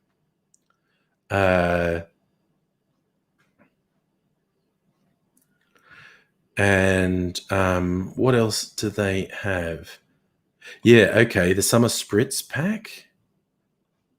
So, okay, Okar Tropic. If we look at the description for Okar Tropic, it's polished, refrigerated, fortified, unused spirit from a distillery, aromatized with oranges to create a vibrant tropical cousin to vermouth known as a mistel. So, okay, the Okar Tropic is like a vermouth, but really fucking tropical. And it's only 17% alcohol. Ooh, god damn, it's really, really tempting. It is really tempting. And the other one that's really tempting is Mando. It makes me think of the Mandalorian now. The Unico Mando is the description of that. Biggest and juiciest of all the mandarins, the Decapon made a refreshing, vibrant liqueur from exclusively Riverland citrus. Perfect ingredient for the ultimate summer beverage, the Mando Spritz.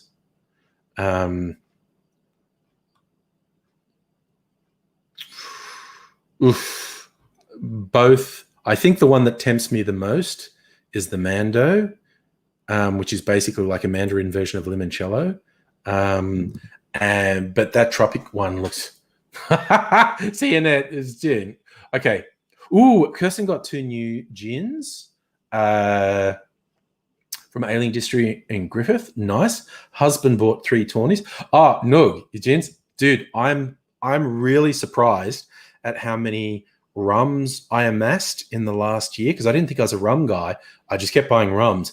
This is the most recent one, Inner Circle, an Australian rum, distilled in Australia's oldest rum distillery, 75.9% alcohol. This is actually quite hard to get. And it was on sale, and so I got it.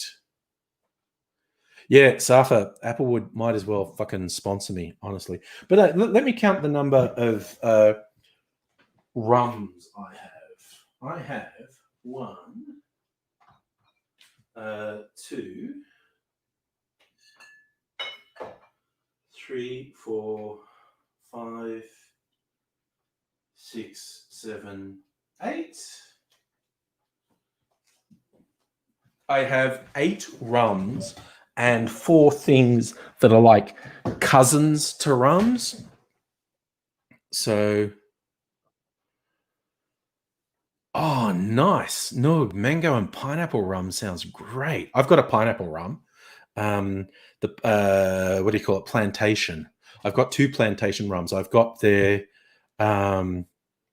overproof, 69%. 69. Nice. And I got their pineapple rum, which is a very highly recommended rum, the plantation pineapple. So I've got 8 rums and 4 things that are like cousins to rum. So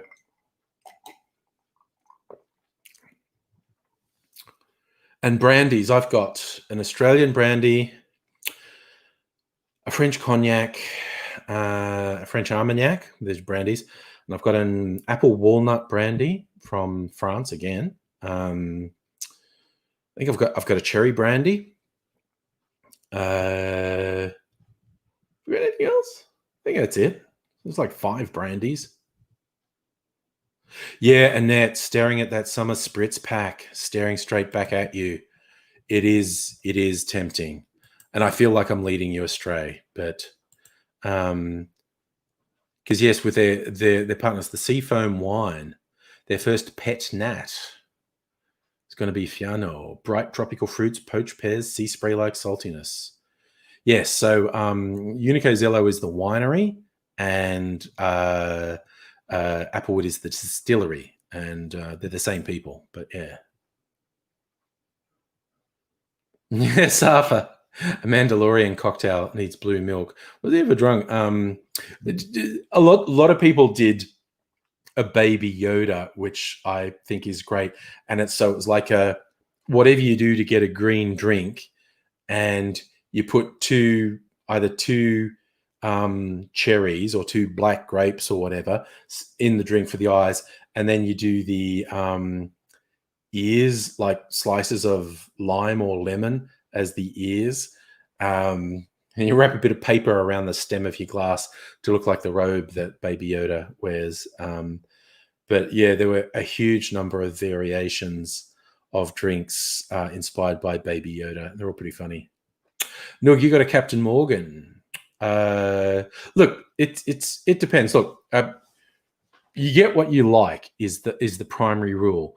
But when I was starting to buy rums, I've had some Captain Morgan spiced. I've had Kraken Black spiced, and they're great. They are great mixes. They are really good mixes. But serious rum people will tell you spiced rum is because they had the base rum was not very good, and they chucked all these flavors in to conceal the fact it was a pretty ordinary rum.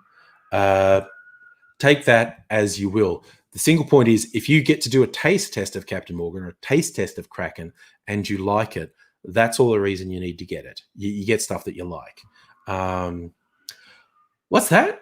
Annette telling you, oh my God, you just went and bought it, but it's saying shipping's not available. That's really weird. That is really weird. I've never had a problem with shipping.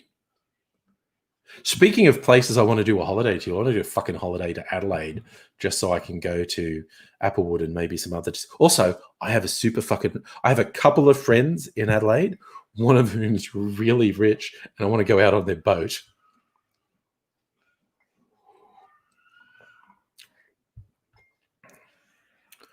That is really weird.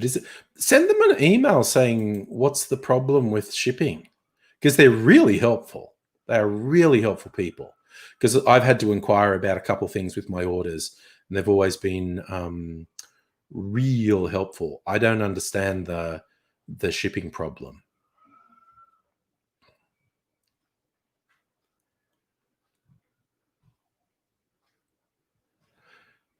Is the summer spritz pack only $80? How much are those things individually? Oh shit! I'm going to end up buying this. How much is Ocar Tropics 32? Oh, okay. Oh my God. Unico Mando is only 35? Shit. So that's $68. The spritz pack is $68. So then it's $12 for the wine. I don't really like wine though. I'm not going to use it. You know, fuck it. Fuck it. I'll hate myself if I don't get it. Okay. So if I add to cart,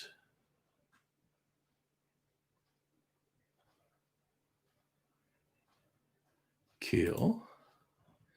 And if I add to cart,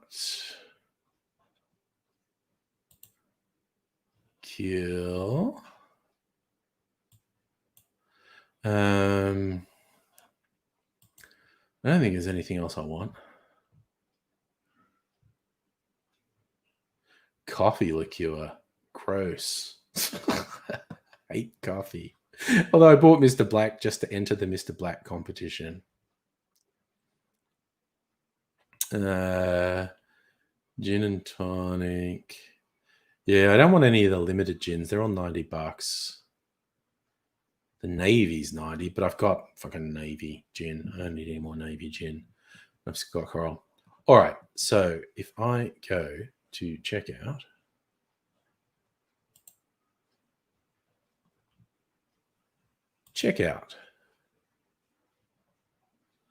come on, let's go to checkout. Do PayPal. I do have an account. I'm almost sure I have an account. I feel like I would have set up an account with these people. Sign in. Did that work? Okay.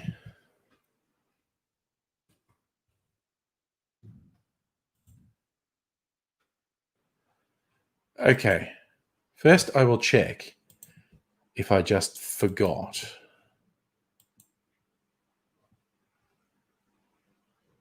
I'm not a robot, which is exactly what a robot would say, quite honestly. Oh, if you get them at the Bitters Lab, maybe we should just get them at the Bitters Lab. Yes, Kirsten, a trip to Adelaide would be good.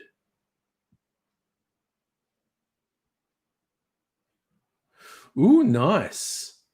There's a West Australian rum called Illegal. I think I've seen that advertised. What fucking email have I got set up on this?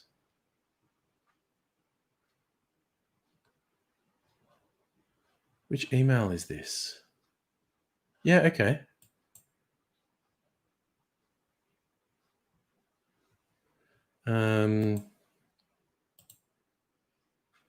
Yes, I did send some money to a friend. Okay, maybe I never set up an account.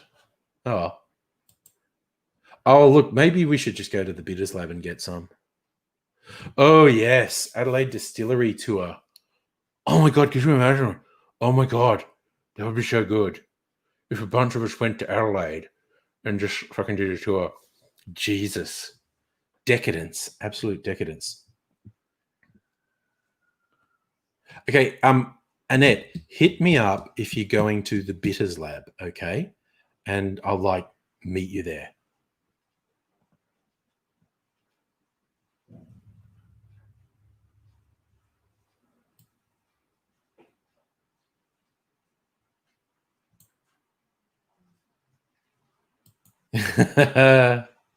Oh, no account. I never set up an email. Okay, cool.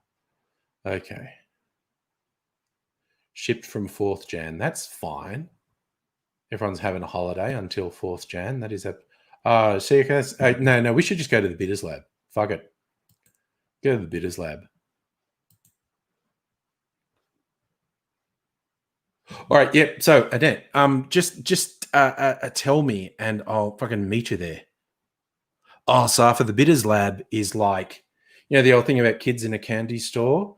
The Bitters Lab is that for people who are into cocktails, hundreds of sorts of bitters, other mixes, books, glassware. This is from the Bitters Lab. You can get Gaz Regan's finger at the Bitters Lab. Jiggers. This comes from the Bitters Lab. I buy so much stuff, and they have some specialty spirits and liqueurs as well. Yeah, Annette, just because I'm off for the next 2 weeks, so I'm not doing a fucking thing. Yes, hit me up.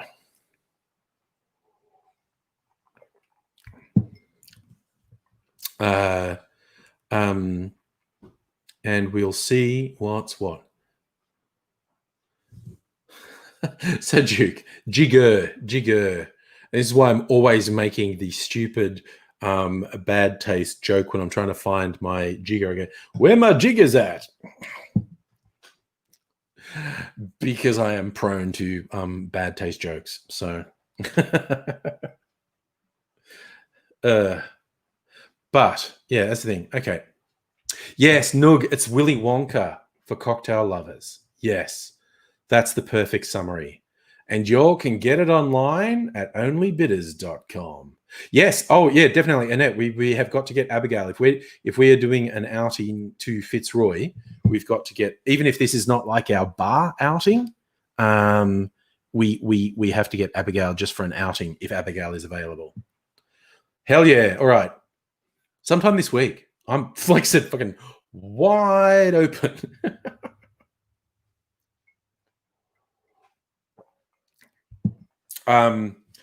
One time when I went into the Bitters Lab, the person working there, she was the daughter of the owners. And clearly that sort of thing is a passion project. Someone's into it. And she was telling me how her parents just have the most over-the-top bottle collection at home, and they have one locked glass cabinet that's the super fucking rare stuff. Like some of the individual bottles would go for the thousands of dollars, but she's talking about how how much they've got and whatnot. And I'm saying, oh, they've probably got more than me, but I've got a lot. And she's going like, how many bottles do you have at home? And I'm like, last time I counted them, it was like about 80 bottles. And she just looked at me like, okay, for someone not in the trade, that is an absurdly high number of bottles. So like I said, it paled into insignificance compared to the parents, the people in the shop. Pales into insignificance compared to bloody Kirsten's collection. But I'm not in the trade. So I don't have that excuse. I'm not in the trade. So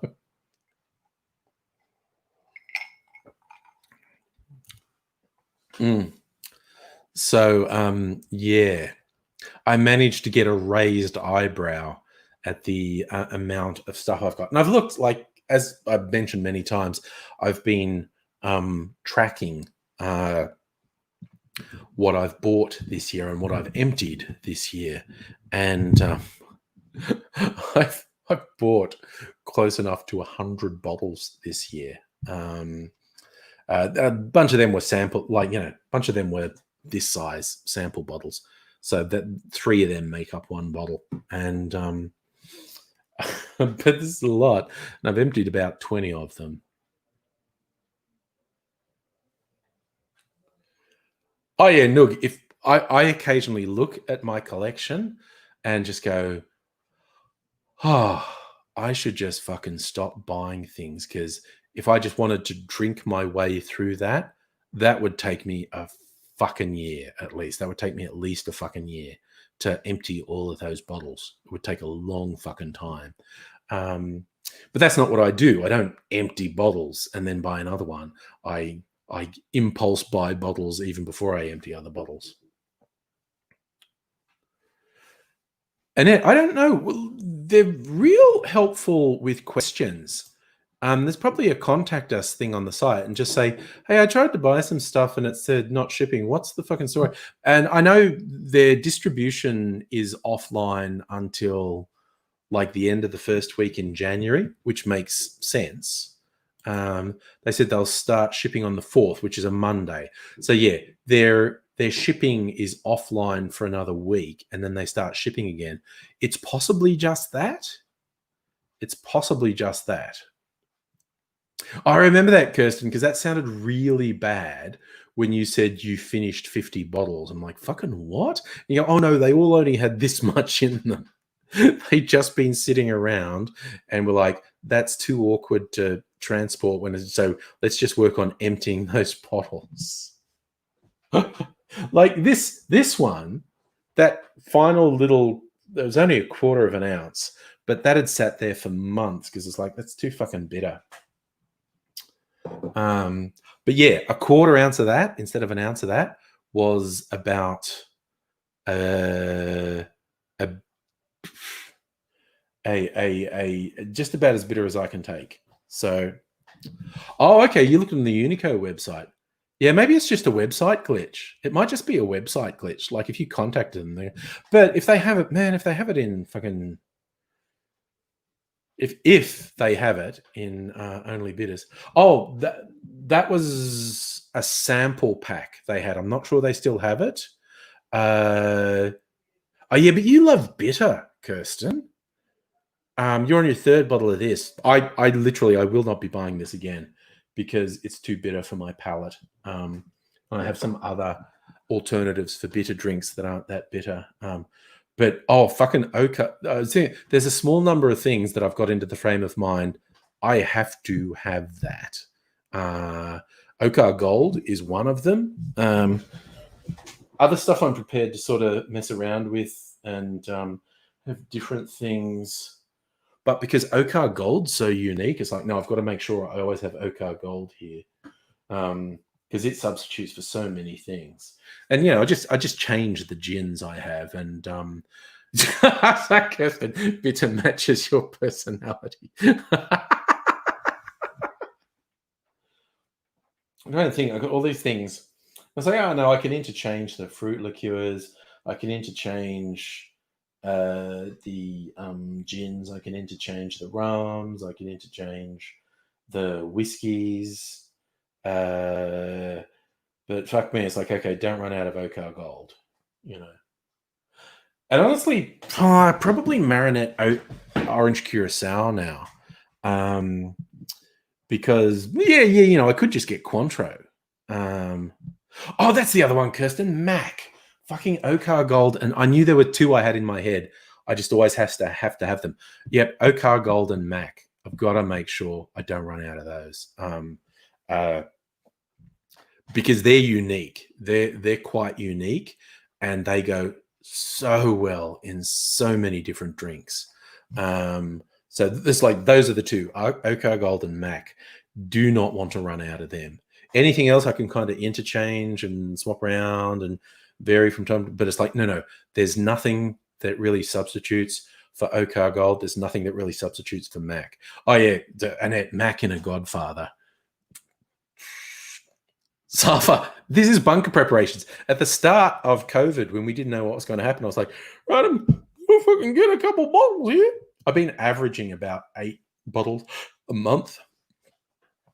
So, some months I only get 3 or 4 bottles. 1 or 2 months I've got quite a few more. So I ended up with an average of about 8 a month, which is why I say over the course of the year, that's about 100 bottles. Yes, Annette, make one now. Fuck it. Yeah, I'm going to as well. Let's do that. Let us do that. The only question is, what whiskey do I use? Probably. I think we're going single malt. Yeah, I think we're going single malt. You just get 8 bottles once a year at Christmas. Yeah, dude, I'm fucking obsessive. Like I said, I don't finish them that much. I kept track. I finished about, 2 bottles a month or less, and yes, Fox. Oh, Fox, by the way, didn't see you. Starwood Nova. We are Starwood Nova clan. That actually sounds like something from a video game, doesn't it? Starwood Nova clan. Right. I'm just going to build it in a glass, I think. I cannot be fucking around. Glass.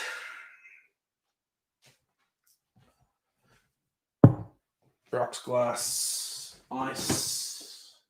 Big fucking rock ice. Put that over there. That's empty now.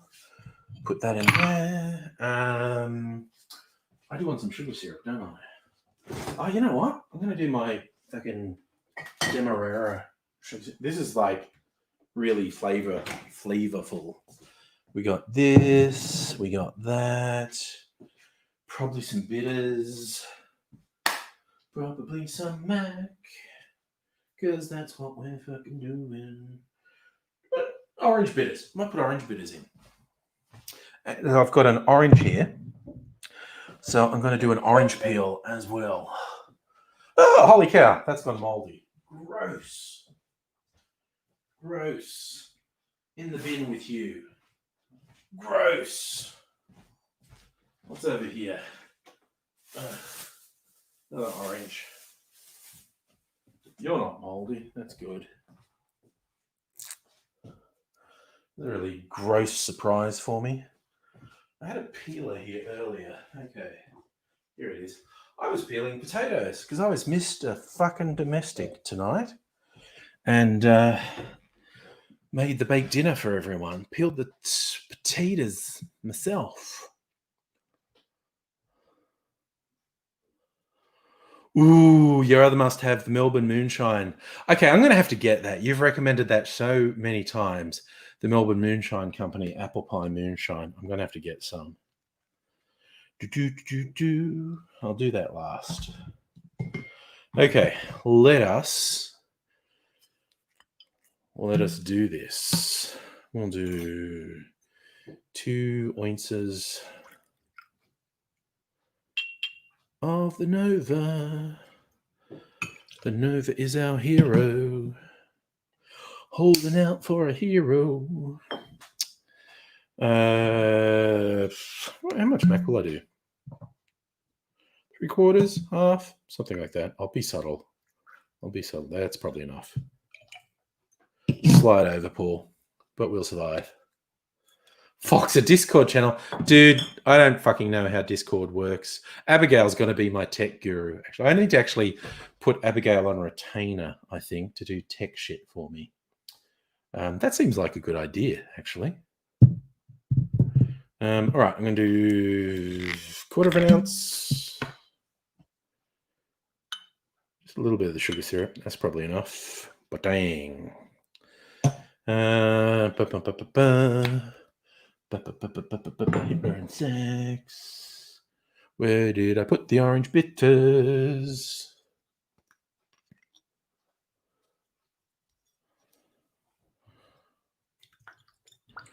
Orange bitters. And we use our Gaz Regan finger. Build it in the glass.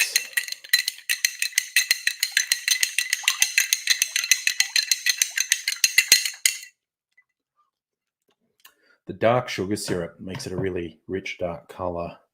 And I'm going to do a twist of orange because I fucking love the difference a twist of orange makes.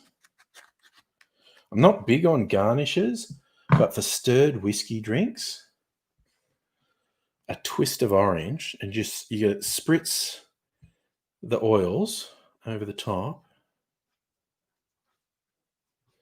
Gonna wipe the orange peel around the glass and then just fucking dump it in the glass. That's like as complicated as I like to get with fucking cocktails.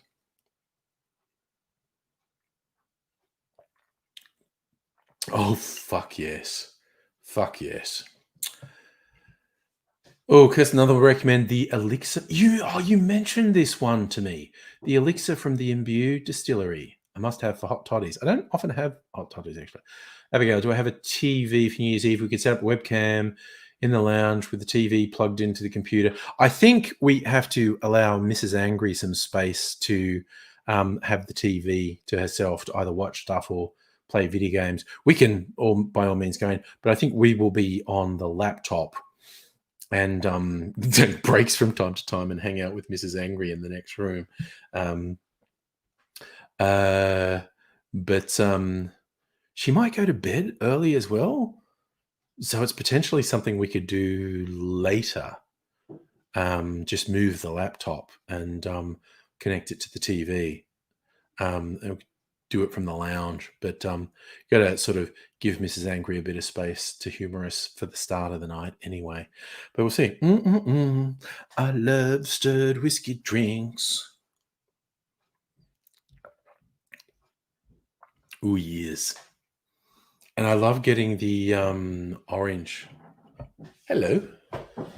Sorry, I think I have a question. What do you need? Hey, beautiful. So, Abigail, Oh, okay. that's okay. We'll be in here. Oh, okay. And they can, like I said, they can come in here and say, "Make it the drink." We'll make it the drink. Oh, okay. So we might have some people here in the kitchen and have people out here. Oh, okay.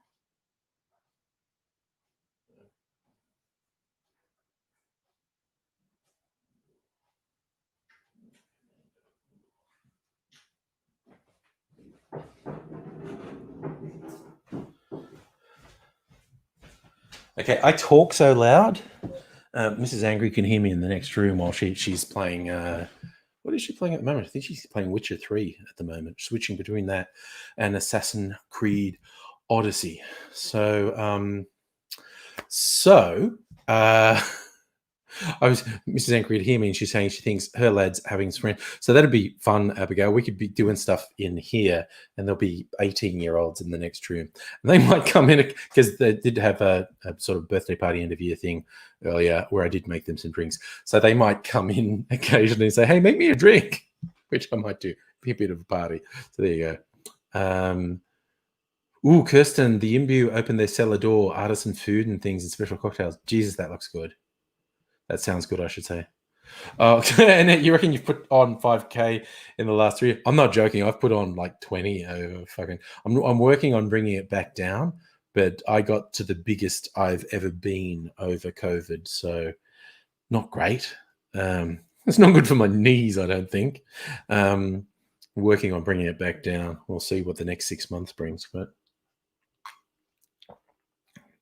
So where is Imbue, Kirsten? What city is Imbue in? Oh, you saw, yeah.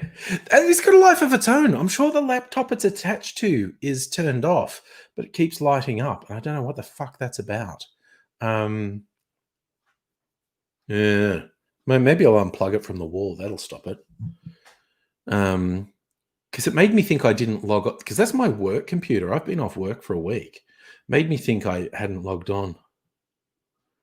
And you got no core strength. I've never had core strength. Like, I've never been able to do chin-ups, shit like that, or lift heavy weights. Like, I had a friend who was a weightlifter, and he was like looking at my physique, and this was years ago, and he's looking at my physique, and he said, "You should be able to do this." And I'm like, and he's like, "What's wrong with you?" I said, "I don't lift weights. What the fuck is wrong with you?" Like, I have no core strength. Never have. It's in Ivanhoe, which I always thought was really sort of upper class English talk for like an upper class person who has a concubine, like, you know, Lord whatever, saying, "Oh yes, Ivanhoe." Oh, I'm stupid. Sorry. Maps. How far away is that from me? Directions. How good is technology? Seriously. Man, that's only half an hour away. Hot damn. Hot damn indeed. God, that sounds like an outing. Fucking hell, that's only half an hour away from my place. God damn. Ooh. Other side of Q. Yeah. Oh, Safa, I think Aussie rules is one of the most fun sports there is. It is a good way to get fit, and I think it's also fun. It's called Wander North with Imview. Man, I'm going to have to do that. You've made it sound really good, Kirsten, and it's only half an hour away. Okay, now I'm going to have to fucking look it up. I am going to have to look it up. Imbue Distillery. What are their hours?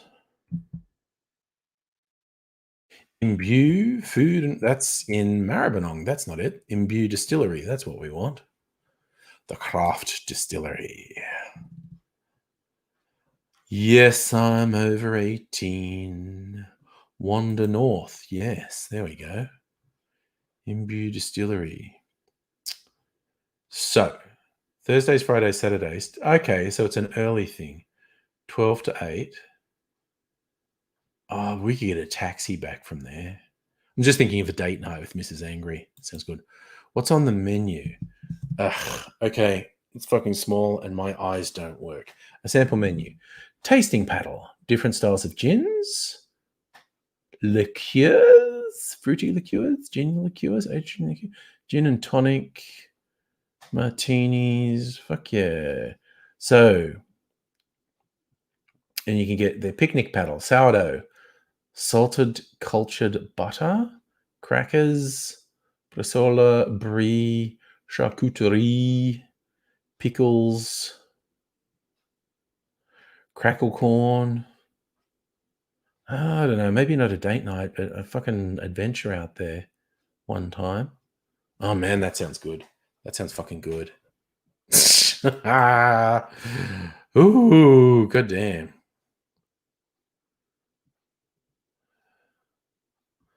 And Zorro's wet and demanding hugs. That is just making me think of that George Hamilton film from the 80s, Zorro the Gay Blade. It's the really camp Zorro coming in all like, give me hugs, give me hugs. Oh, nice. Kirsten, Mick and Mel are adorable humans at Imbue. I'm going to, fuck it, I'm going to have to do it. I'm going to have to do it. Oh, Jesus, that's good. Ooh, shiz, I might make another one with the apple walnut liqueur I have because that's really fucking good. Yeah, okay, and I'm sure you've your reaction. You've clearly remembered that George Hamilton film Zorro the Gay Blade. George Hamilton, he was such a funny guy. He was such a. I'm sure. Is he still alive? I'm pretty sure he's dead. He must be dead. Let's look him up. George Hamilton, American film actor. Oh my God, he's still alive. He's 81 and he's still alive. I shouldn't have cursed him. Now he's probably going to die. Oh my God, he was so funny. He is so funny.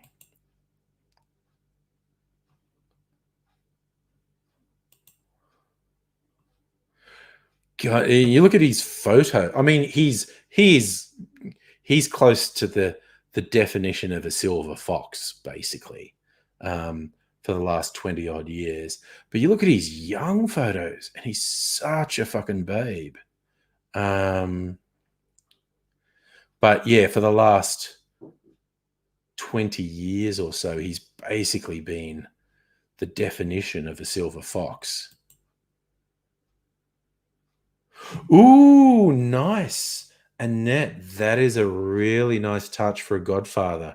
Don't use sugar syrup, use elderflower and rose cordial. Yes, I've seen that, and I had some for a while. I used it all. I've seen that in the supermarket. Yeah, this one, I made it with a really rich sugar syrup, so I went in completely the opposite direction. This one, I think it's muscovado sugar, like it's a really, really dark, rich sugar. And I actually also put tea bags in this. It was, actually, it's just here. The tea bags I used. Ugh. What is it?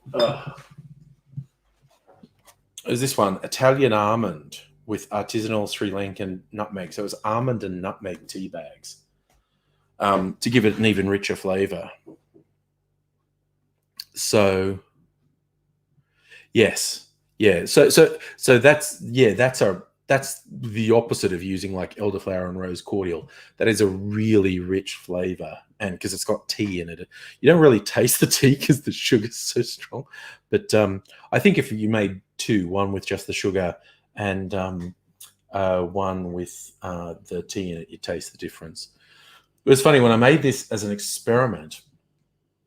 I was going to like make it 2-to-1, 2 part sugar to 1 part water, and it looked okay when it was hot. And then I put it in the fridge, and then I went to use it, and it wouldn't pour. It was like this really thick molasses. I was like, okay, that wasn't enough water. I had to put some more hot water in there and mix it so it would actually pour as a sugar syrup. Because it was like tar. It was so thick when it was cold. So I had to dilute it a little bit more with water. So, but yes, I've got a much lighter sugar syrup in the fridge as well. I've also got this one from Costco, agave syrup. That is also a good sweetener. So, and I experimented with, yes, it's in a Starward bottle. I think this might have been an old-fashioned. So you can see the little Starward starburst on the lid. I think this might have been the old-fashioned bottle. Bottles with stoppers, man. I fucking love it. Annette, sugar is from sugarcane. Agave is from the agave plant. That's the basis of tequila. It's a very sweet succulent. So this is meant for cooking. They have it at Costco. It's meant to be 1-for-1 with sugar. Like if you have a recipe that says 100 mils of sugar, you can put 100 grams of agave in. Is this 100% agave? Local humidors harvest the hearts of fresh blue agave plants at the perfect point of ripeness. The result is Kirkland signature organic blue agave to sweeten your favorite food, sauce, dessert, or drink. Ingredients: organic blue agave nectar.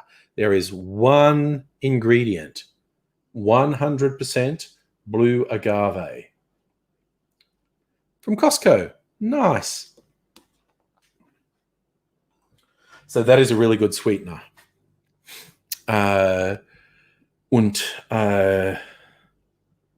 Yes, blue agave. Oh my God. Yeah, let's just fucking keep going. Just going to sit here and mix drinks. I feel like I haven't done as much of that lately. Is it less calories? I don't think so. Well, let's go. Energy. For 100 grams is 1,190 kilojoules. So it's just like fucking sugar, honestly. It is basically sugar. They're saying it's 75% sugar from the agave plant. Yeah, no, get it for work. It's just from Costco. And Kirkland. It's Costco's brand. You get packs of 2, and it's a pretty good price. Which is why I got it initially, because it was a pretty good price. And agave, that would be good. And it is. It's a good sweetener. It like if I taste it, it reminds me of golden syrup, actually. Yeah, to me at least, it's less like honey and more like golden syrup. And it's not exactly the same as sugar, but I'll be honest, you would need a more refined palate than mine to taste the difference in a mixed drink between agave and sugar syrup. Some people will say they can. I'll be honest and say I can't. But agave is particularly suited to tequila-based drinks because tequila's from agave, and I think it also works really well in rum-based drinks. But yeah, generally to my taste buds, that tastes more like golden syrup than like honey.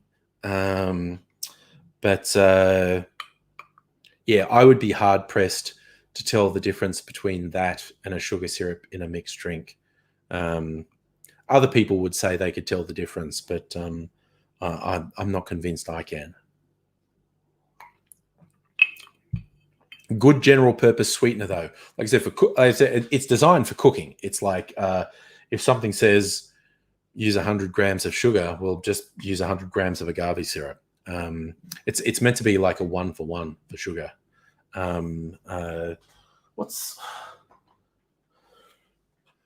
If I'm going to look something up because we're on the internet, so why should we? If we go sugar calories in 100 grams, 4 calories. Really? Saying there's 4 calories in 100 grams of sugar? That doesn't sound... Oh, that's in fucking 1 gram, you fucking munters.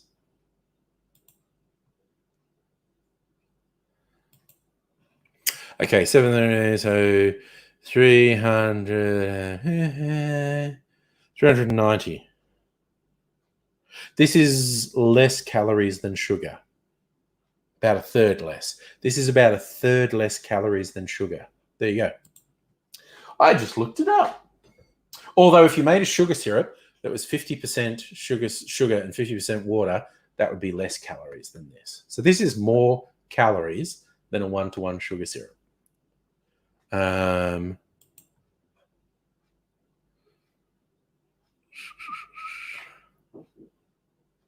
Yes, this is about a third. Sorry, this is about a third more calories than a sugar syrup. But by the same token, you could experiment with this. It's quite thick. You could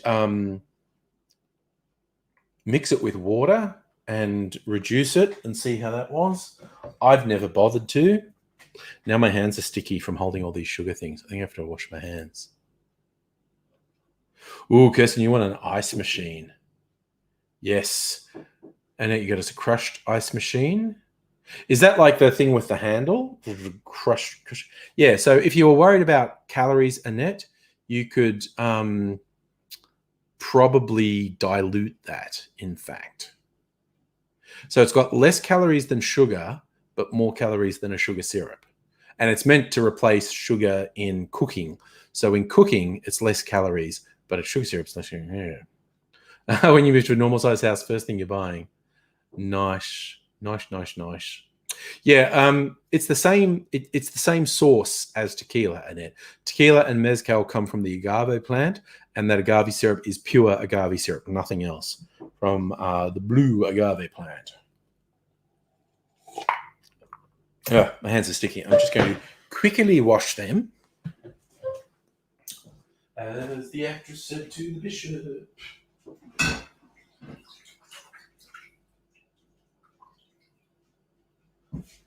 Ugh.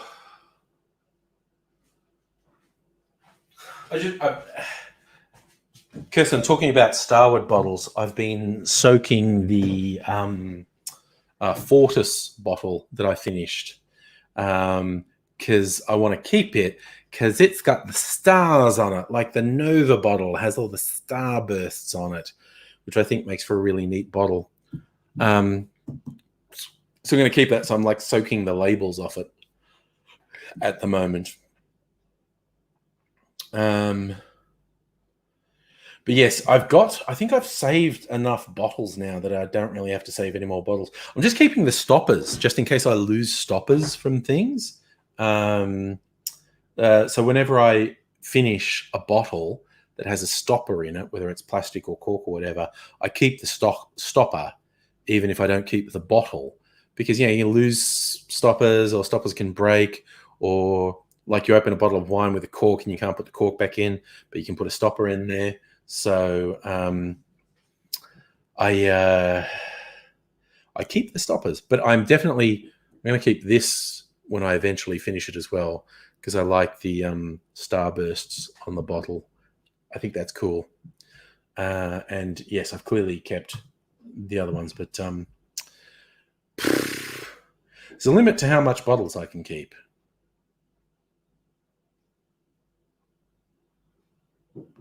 Annette, you need a proper cocktail shaker? Let's go to fucking Bitters Lab. They have some great cocktail shakers.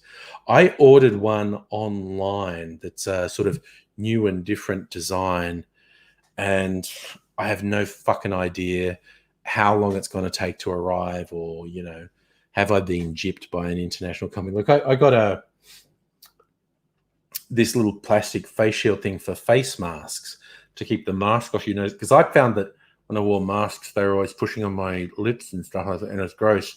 And I saw this thing advertised as like a plastic shield you put under the mask, which keeps it off your mouth. And it took fucking, I don't know, 6 or 8 weeks to arrive. So I at a certain point, I just go, no, I don't know if this is ever going to arrive. Maybe I just blew that money. Who knows? But it arrived. And I quite like having this thing under my masks to keep it off my mouth. And likewise, after resisting for a while, actually, Abigail, that is an absolutely good point. Gypped is a slur which comes from gyppo or gypsy, which is a slur for the Romany people. And I should be more conscious of that. And I thank you. That it's actually a pretty bad slur. It is calling a whole group of people thieves. It's actually a pretty bad slur. I should be more conscious of that. Because you used to have a warehouse of those bottles. Yes. You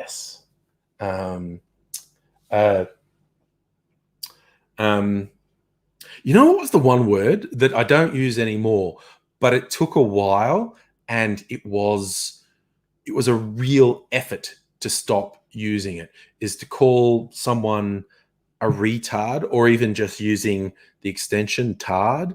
Like, because I used to love the term fucktard instead of fuck, and it's like, no, that's actually a really fucked thing to say. Stop saying it. And I don't say it anymore. But gypped, that slipped in, yes. And I thank you for pointing it out. You just get so used to saying certain things, and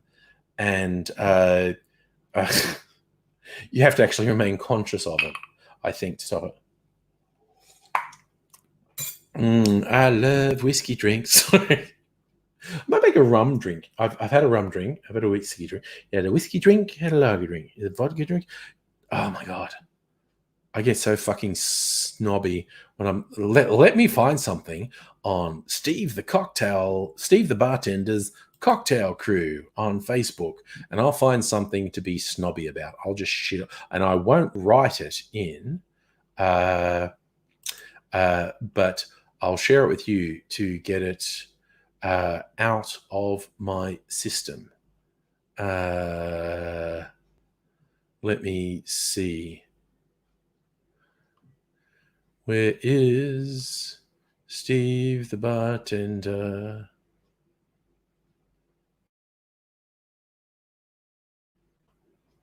Do you want a random thing? My family invented another, like, I'm from a big family. I'm one of 10 kids, right? And I wasn't really part of this thing, but my family invented another sibling that something went wrong with, and the parents hit him. His name's Raymond. And 2 of my sisters just posted a picture of Raymond came by to visit, and they've got their arms like there, and they've got a Santa hat just sitting, and there's no one there because Raymond's not real. And I'd forgotten about Raymond. And like, I was initially going to say, what the fuck are you two talking? And I went, oh God, Raymond, the imaginary sibling. Jesus, my family's fucking weird. And I mean that in a good way. Oh, dude, Fox of Fate. My most controversial cocktail opinion: if your cocktail strongly features vodka, fuck off. Okay, vodka's nothing.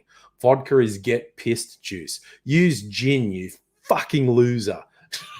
Or tequila, or white rum, or something. Don't use vodka, you fucking weak as piss idiot. Vodka as the hero in a cocktail is absolute bullshit. As soon as someone says, I made this drink and it's great, and it's like vodka and then sugary syrups, I have to restrain myself from just going, what the fuck is wrong with you? That's fuck off, man. You know, it's just like, Jesus.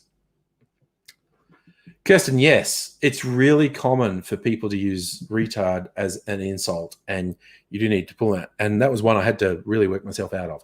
But yes, Fox, you've got me. My controversial cocktail opinion is vodka is a bullshit, absolute bullshit cocktail ingredient.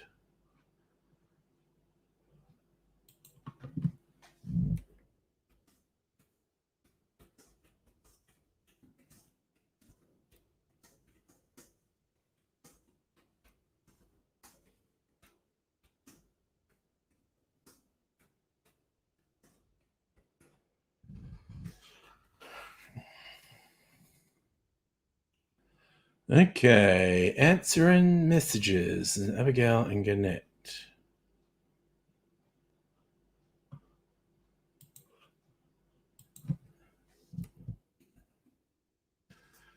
Okay, gotta answer that message. Gotta find something. I'll just shit on someone in Steve the Bartender's cocktail crew.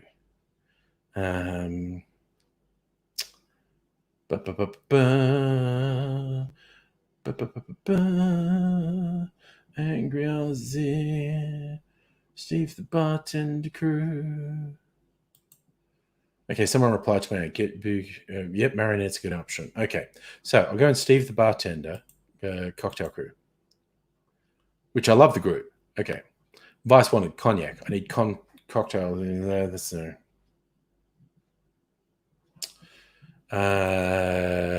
Brains Trust. I'm unable to buy dry. Okay, I was helping that person with dry curacao. Rum and Coke. Surfside Sip. That's a good one. Glass, hard to break glass straws. Facebook is fucked. Why does it keep showing me the same post? For sours, can you use bottled lemon juice or only fresh?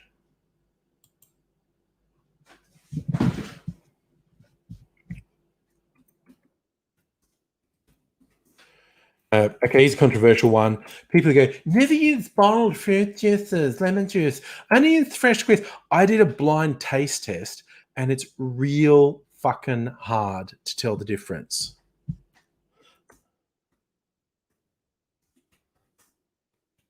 I'm just telling some.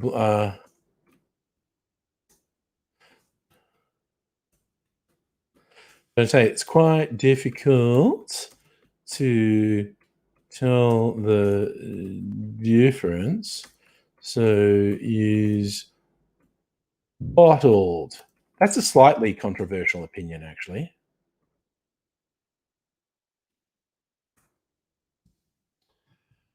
Slightly controversial. Annette, completely free in January. Let's do it sometime this week, in fact. Let's do that. I want to do that. I'm not doing anything. Let's do it this week. The cerise lady. Riff on the white lady using cerise liqueur. Cool. Does anyone know of drinks that use pickle juice? Get the fuck out, honestly. Here's someone asking, hey, how often do you drink cocktails by yourself? I'm not by myself. I'm with you guys.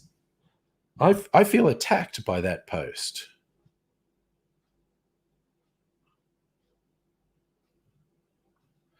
I'm posting a wet pussy. Chartreuse. Chartreuse is a nice drink, actually. All right, fuck it. We're doing it this week. Sorry, Annette. Annette and Abigail and I are fucking going to the Bitters Lab this week. That's right. Okay. Cuba Libre and rum and Coke are slightly different. There's a technical definition that a cocktail is at least 3 ingredients. So a mixed drink like vodka and orange, even though it has a name, is not a cocktail. Yeah, mixed drinks aren't there is a different, and there's nothing wrong with a mixed drink. Rum and Coke, Scotch and Coke, Scotch and soda, gin and tonic. These are all great drinks, but they're mixed drinks. Yes, Annette, chartreuse is foreign Ocar Gold. Ocar Gold's more like yellow chartreuse. Chartreuse. Okay, how many drinks have I had? I can't say chartreuse. I'm saying chartreuse. Jesus Christ. Okay, maybe I should do a chartreuse drink. Let's open the Bible. Let's open the Bible and find a chartreuse drink, because this has some fucking great recipes in it. Chartreuse, green chartreuse. Gin, golden, green. Actually, it's chartreuse, green, I think is what they do. Champ. The Champs-Élysées is a busy street. Chartreuse, green, 60 and 78. Let's fucking see. What's he recommending? A chartreuse. A bijou is gin, green chartreuse, and fuck, I've never made that, I don't think. Gin, and it's just equal. 1 ounce gin, green chartreuse, sweet vermouth. I don't think I've ever made that. I could make that.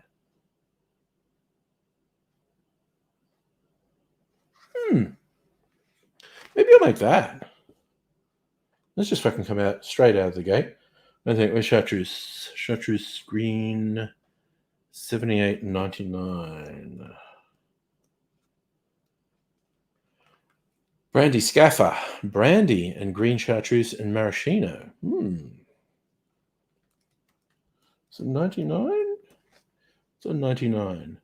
Whiskey, Fernet Branca, whiskey, sweet vermouth, green chartreuse. Oh, a Tipperary, Irish whiskey, sweet vermouth, green chartreuse, and bitters. A little bit of simple syrup. I can make that too. Okay, let's have a quick look at chartreuse drinks though before I make a final decision. 105, 126. Trinidad Hook, Nuclear Daiquiri. Nuclear Daiquiri, overproof rum. They want white overproof. I don't have white overproof. Lime and green chartreuse. Fuck, that actually sounds okay. There's a trouble. I go look up these and they all sound good. Ooh, yeah. Annette, Benedictine is good in a drink. Yes. Okay. Chartreuse green, 105, 126 and 129. 126, 129. A chartreuse swizzle, pineapple and juice. Okay. What's on 129? Jaguar is tequila, chartreuse amapicon. Don't think I want that. Doesn't sound bad, but I don't want it. 111 and 140. 140. What's on 140? A tea punch. A unique bird.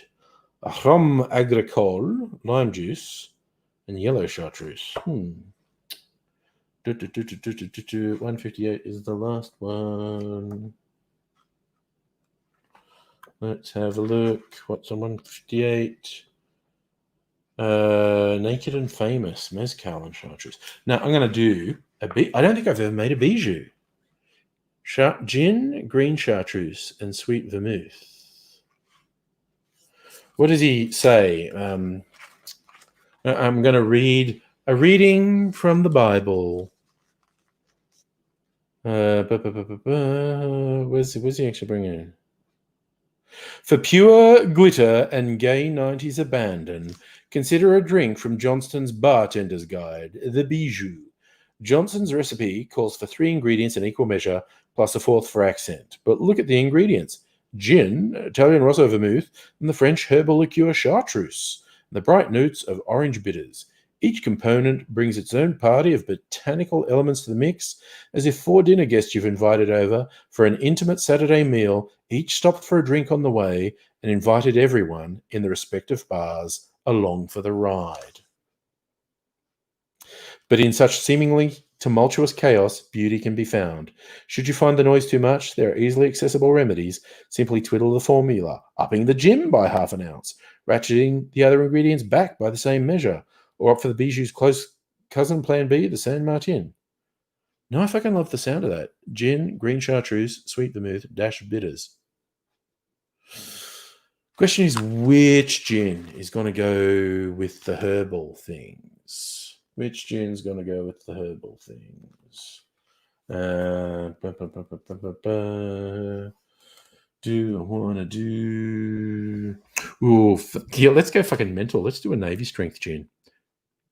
And that's a stirred drink because it's all booze. Maybe I'll just make it in the glass. I can't be fucking around. Let's do it. Okay, I need to put some bottles back so I have room to stack some bottles up. Put the Mac back. Put the Nova back. I'm going to finish off this Brogan's Way at some point. That's not it. Brogan's Way, there's still a little bit here. Green chartreuse, let's get that happening. This is probably fucking dangerous what I'm doing here. Oh, sweet vermouth. Okay. Get some sweet vermouth. Get some orange bitters. Gonna build it in the glass. All right. Let's see where this takes us. Oh, we're good. Fucking Navy strength and fucking chartreuse is 55% alcohol. This is 57%. At least the freaking vermouth is comparatively low alcohol. So let's just do an ounce of everything. Fuck it. The other two should tame down the Navy strength gin a bit. That's the theory. That's the theory I'm going with. Every time I use fucking as punctuation, it just makes me remember AIDS the other night, which cracked me up when he's talking about different religions and how he's okay with everything. Like, I can talk to Christians or Muslims or fucking Jews. It's like, and I had to believe that just sounded really funny. I know you were just using fucking as punctuation, but you just blithely went, I can talk to Christians, I can talk to Muslims, or fucking Jews. It's like, ooh, might have overpoured the fucking chartreuse a bit. But we're gonna live with that. And this is going to change the whole fucking profile. Putting red sweet vermouth. God, I should get some more Unico used. There's not that much of that left.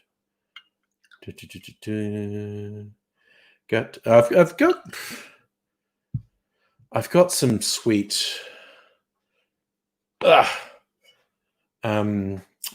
Eye and a couple of dashes of orange bitters. That's what I'm going to replace that with. Not much comes out when I shake the orange bitters. Shake it like a Polaroid picture. Got my finger. Gonna stir my drink.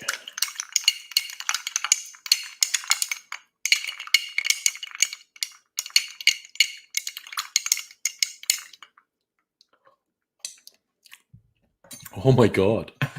Okay. So it's got that rather lovely color from the red vermouth. This is a bijou.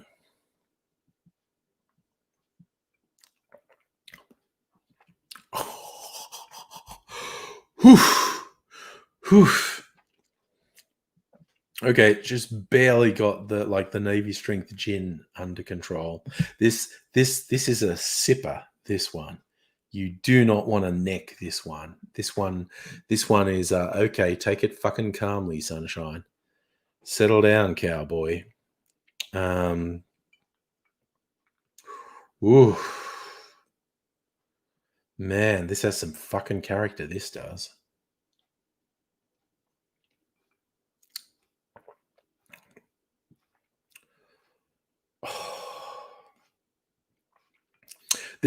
I like this. First time I've made it.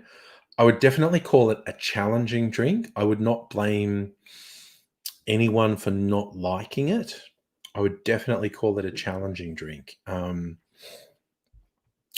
Chartreuse is quite a strong flavor, and it's relatively high alcohol at 55%. That's almost 50% higher than an average spirit. And then going Navy strength, because I chose to go Navy strength gin, again, almost 50% above normal gin. But then the sweet vermouth is much lower alcohol. What is it? 16%. So this is only 16% alcohol. And a couple of dashes of bitters. So there's some real flavors. There are some real flavors going. Oh my God. And it's a little while since I've had a sip, and I can still feel the warmth, the alcohol burn going down my throat and stomach. Not in a bad way, actually in a good way. But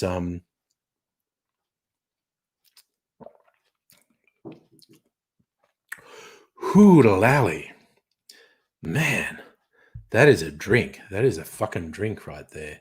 Like, I'm thinking, make this a highball. Do that. Top it with soda, lemonade, sparkling wine, whatever your fucking taste is, in a tall glass. I'd actually quite like. Oh, maybe I should do that. Just add some lemonade. Yeah, I'm going to do that just for a laugh, just to see what it's like. I've got some lemonade just here. Oh. Struggle. Okay.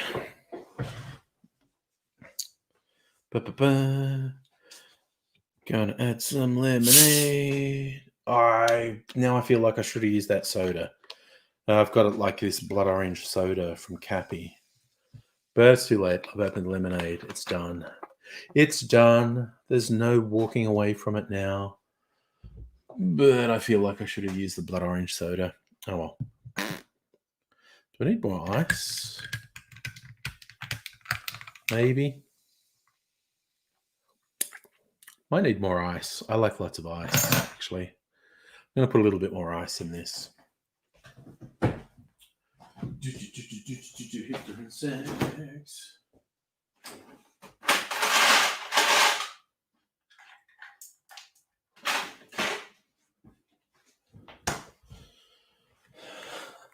Oh, actually, another controversial cocktail. Angry's controversial cocktail opinions.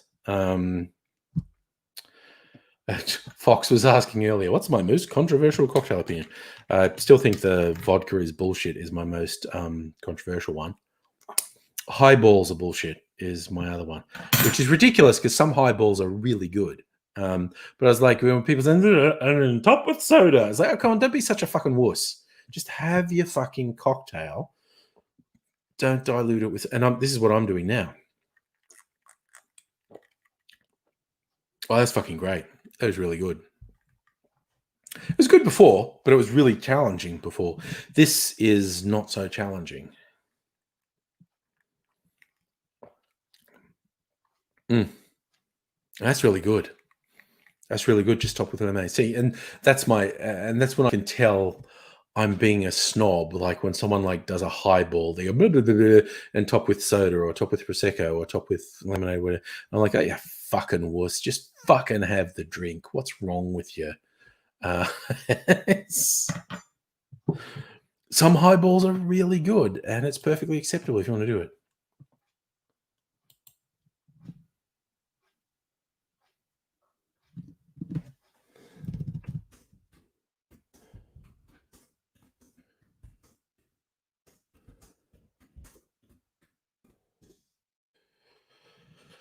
Oh, my friend Phil wants to come over. That's okay.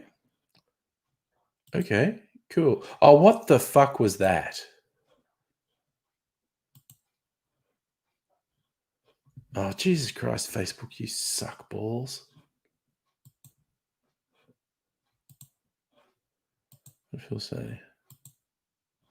Nothing yet. He's awake, though. What was that one about? Oh, yeah, that. Okay.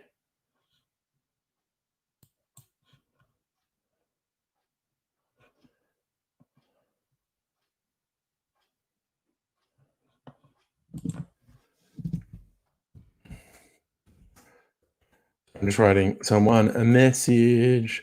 I'm basically going, Coco is possibly the most beautiful movie Pixar have made. There you go. Hot take.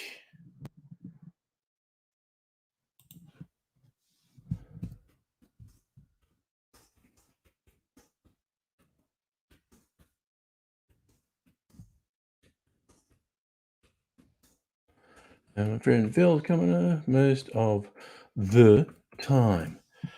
Oh, slightly difficult to write messages at the moment. Okie dokie dokie do. Okay, so it's not really a highball because it's just in a rocks glass, but it's 2/3 lemonade. So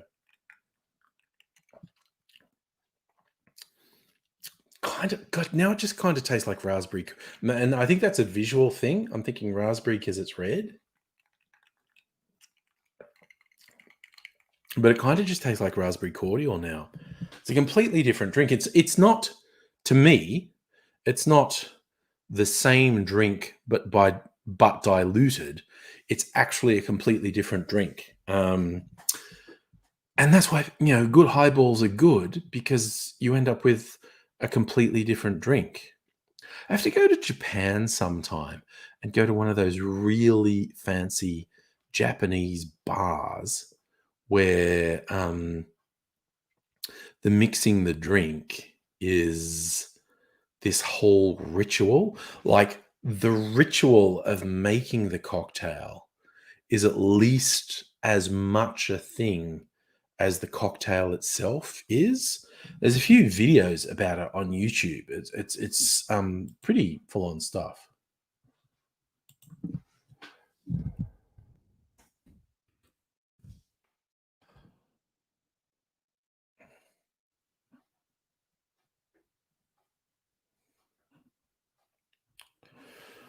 Oof. Is anything happening on Twitter? That's why some have been messaging. Actually, people have been messaging me on Facebook. No one's messaging me on Twitter.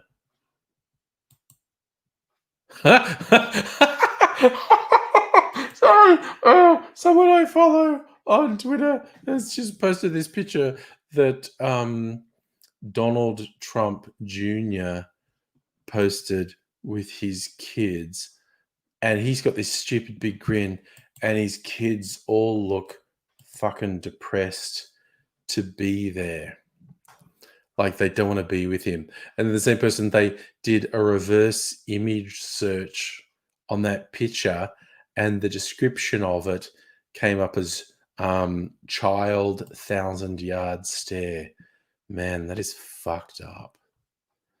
The whole Trump family is so fucking fucked.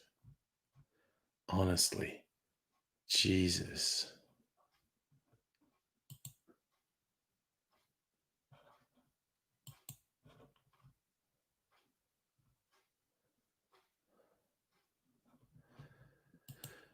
Oh my God. That is that is just a really, really weird thing to find. Ugh. So everyone's gone quiet in the chat suddenly. Is it broken, or everyone's sick of putting things in chat, or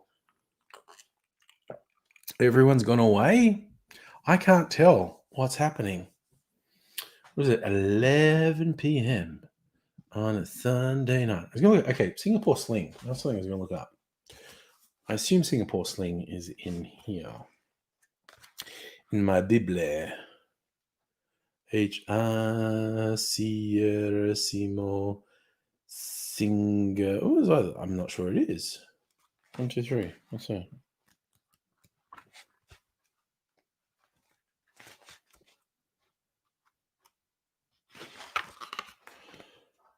Oh, okay, it's not in here. I'm not broken, just tired. Everyone just got distracted. That is all fine. We're all getting distracted. I'm going to look up because I was interested in the difference. Okay, I bet someone's fucking posted spam. Getting a laptop.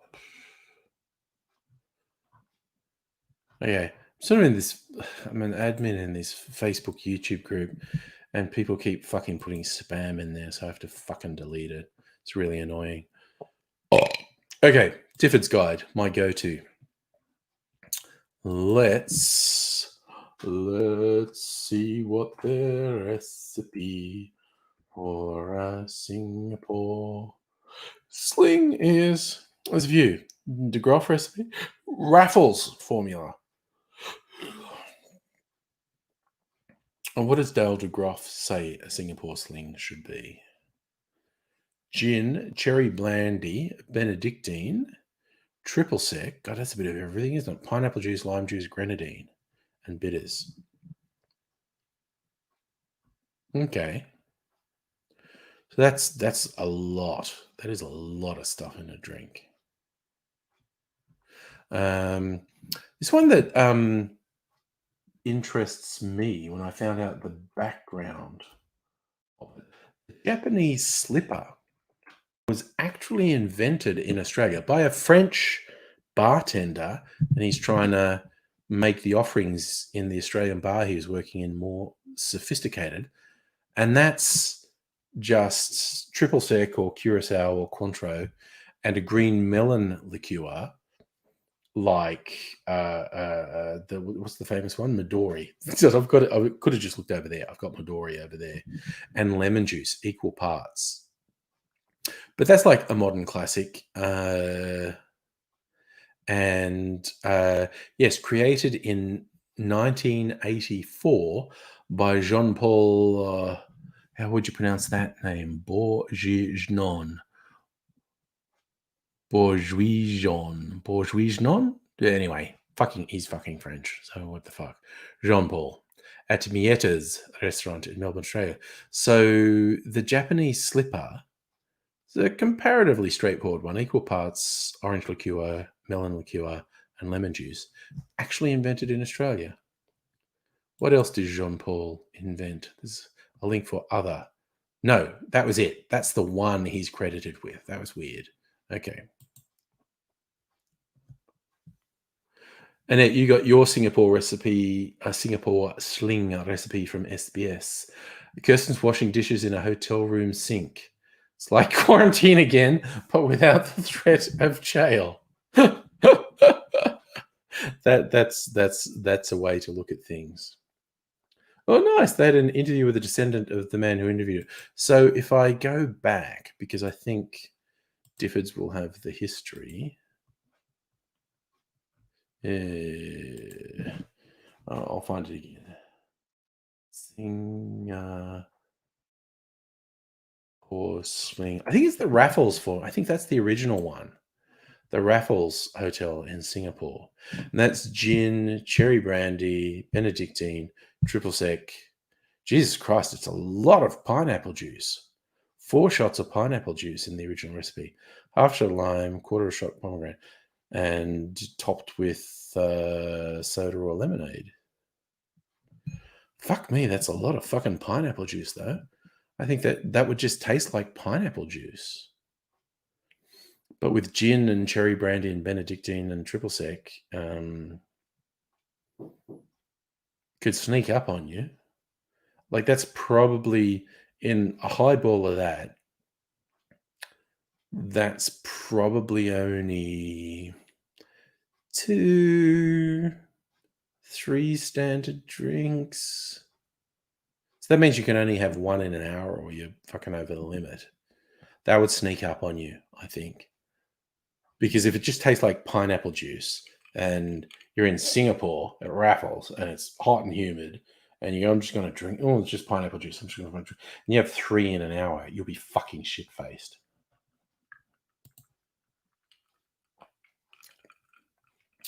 Unlike me now, who's clearly not completely shit-faced, definitely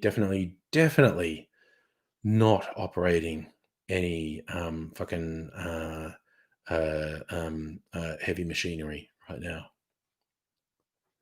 Kirsten, the Raffles Hotel has a shaking machine. Interesting. Had a little back and forth with someone on the Steve, the bartender, Facebook group, I said, do you think like robots will replace humans? And there are bartending robots as a novelty now. I think there's like places in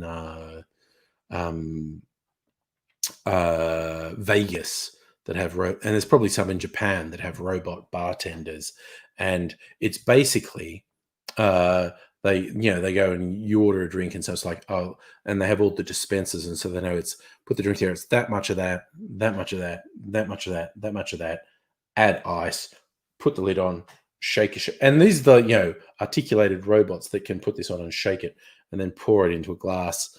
And that sort of thing is only going to get cheaper and more effective. So if you project forward 20 or 30 years, I think it's safe to say a lot of bars will have automated cocktail making. So there will be far fewer jobs behind a bar because a lot more of the drinks will be made automated. Like it comes down pulling beers or ciders or something or wine. That's just no brainer. That will be a machine that does that. And I think it's safe to say you could program the robots or machines to make pretty good cocktails, but they'll never innovate. A robot's never going to innovate. So it's going to be that. Annette, your dad hung at raffles. Nice. At the Colonial Bar. Oh, sorry. Okay, for everyone. There's someone on Twitch with the username Addicted to Xans asking me if I'm on Xanax. No, my friend. I'm on my Bijou highball. Not really a highball, but kind of, sort of. I don't need drugs, man. Drugs are unnatural. I don't want to pollute my body with those poisons from Big Pharma. I'm just going to drink huge amounts of booze because the alcohol manufacturers are just paragons of virtue, basically. And you actually bought the summer spritz pack. I feel like we're a super bad influence on each other. Look, if we're going to go to Bitters Lab this week. Oh my god! Sorry, I have to share that. This Twitch dude, Addicted to Xans, said someone posted my stream on Reddit / Xanax users saying I was popping bars on the stream. Fucking yes. I'm not, but I'm absolutely on board with people saying I am. Alcohol, Xanax, is there that big a difference? I don't know, man. My friend, that is very funny, and I thank you for doing it. Rain in blood, am I hang? Addicted to Xans. I do not have any fun prescription medication in the house. Okay. The most interesting thing I have is like paracetamol. Rain in blood, am I hung? Is that Xanax slang? See, you guys on Twitch are going to have to educate me, unless you're literally just talking about my dick. And well, I'm not getting that out on the stream because it'll get my YouTube channel shit canned. But the after party, no, I am not getting it out on the after party either. So,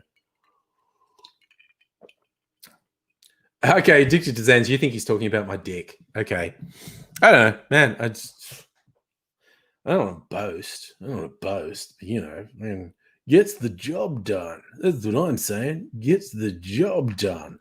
So, and by the way, folks on Twitch, I am using a service called StreamYard to stream simultaneously to YouTube, Twitch, and Facebook. The vast majority of people watching are actually on YouTube. They're also people I've known for quite a while through YouTube. So whenever I respond to anything that you say on Twitch, I'm going to explain to the other people I'm referring to something someone said on Twitch, because the people on YouTube will not see the Twitch comments. At some point, I might get one of those things. Like, again, Abigail can be my fucking tech consultant at some point and teach me how to set up Restream where the comments will actually come down here and everyone will see them. Addicted Zans, can you spend the night at my place? Your mum found your poop sock. So yeah, you have to explain to me what a poop sock is. I've heard of cum socks. I've heard of poop knives, but people pooping in socks is new to me. So, and I have an open mind.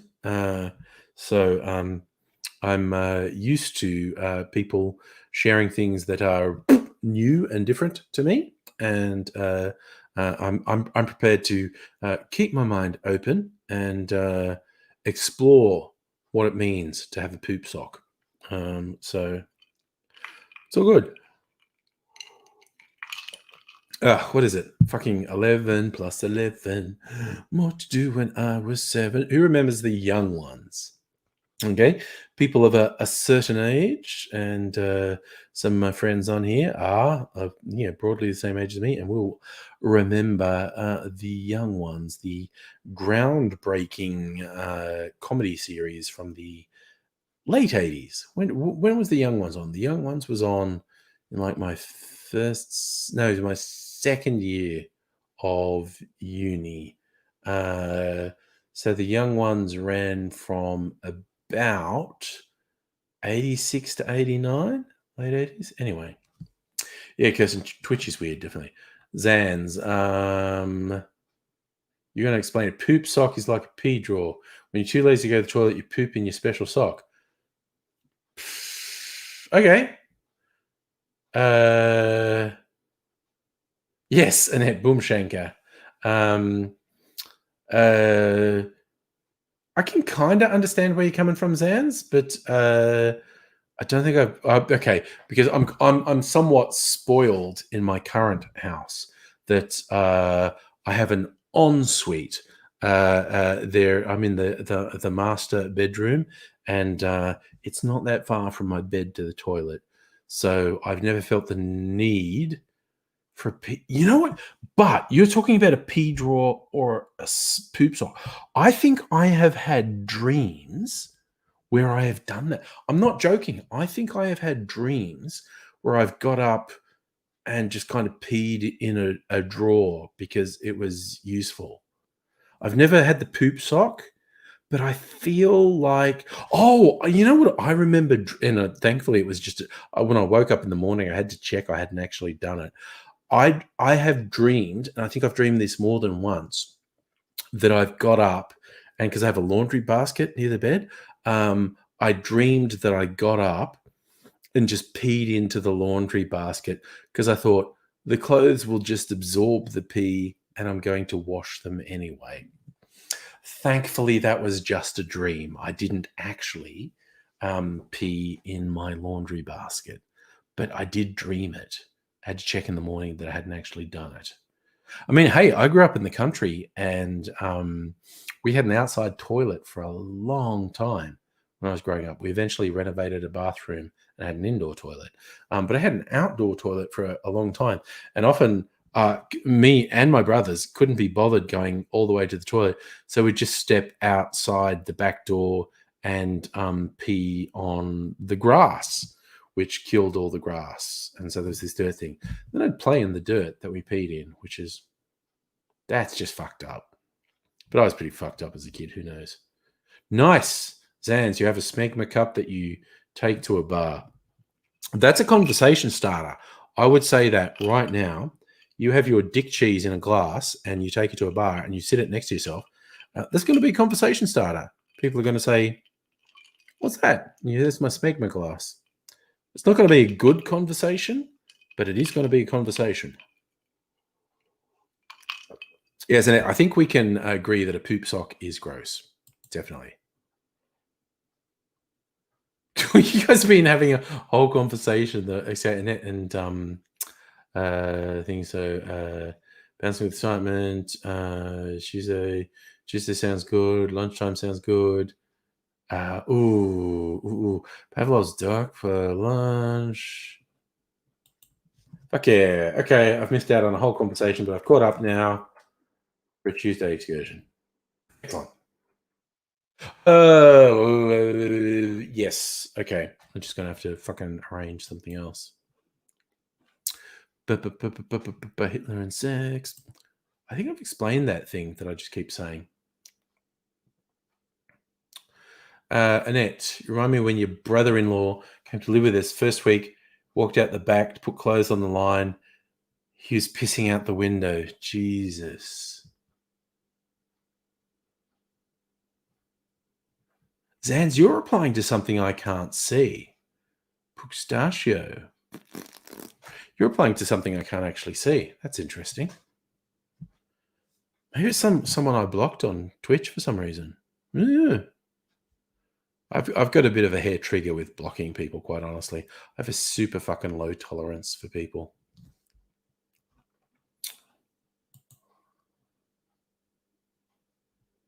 America, fuck yeah.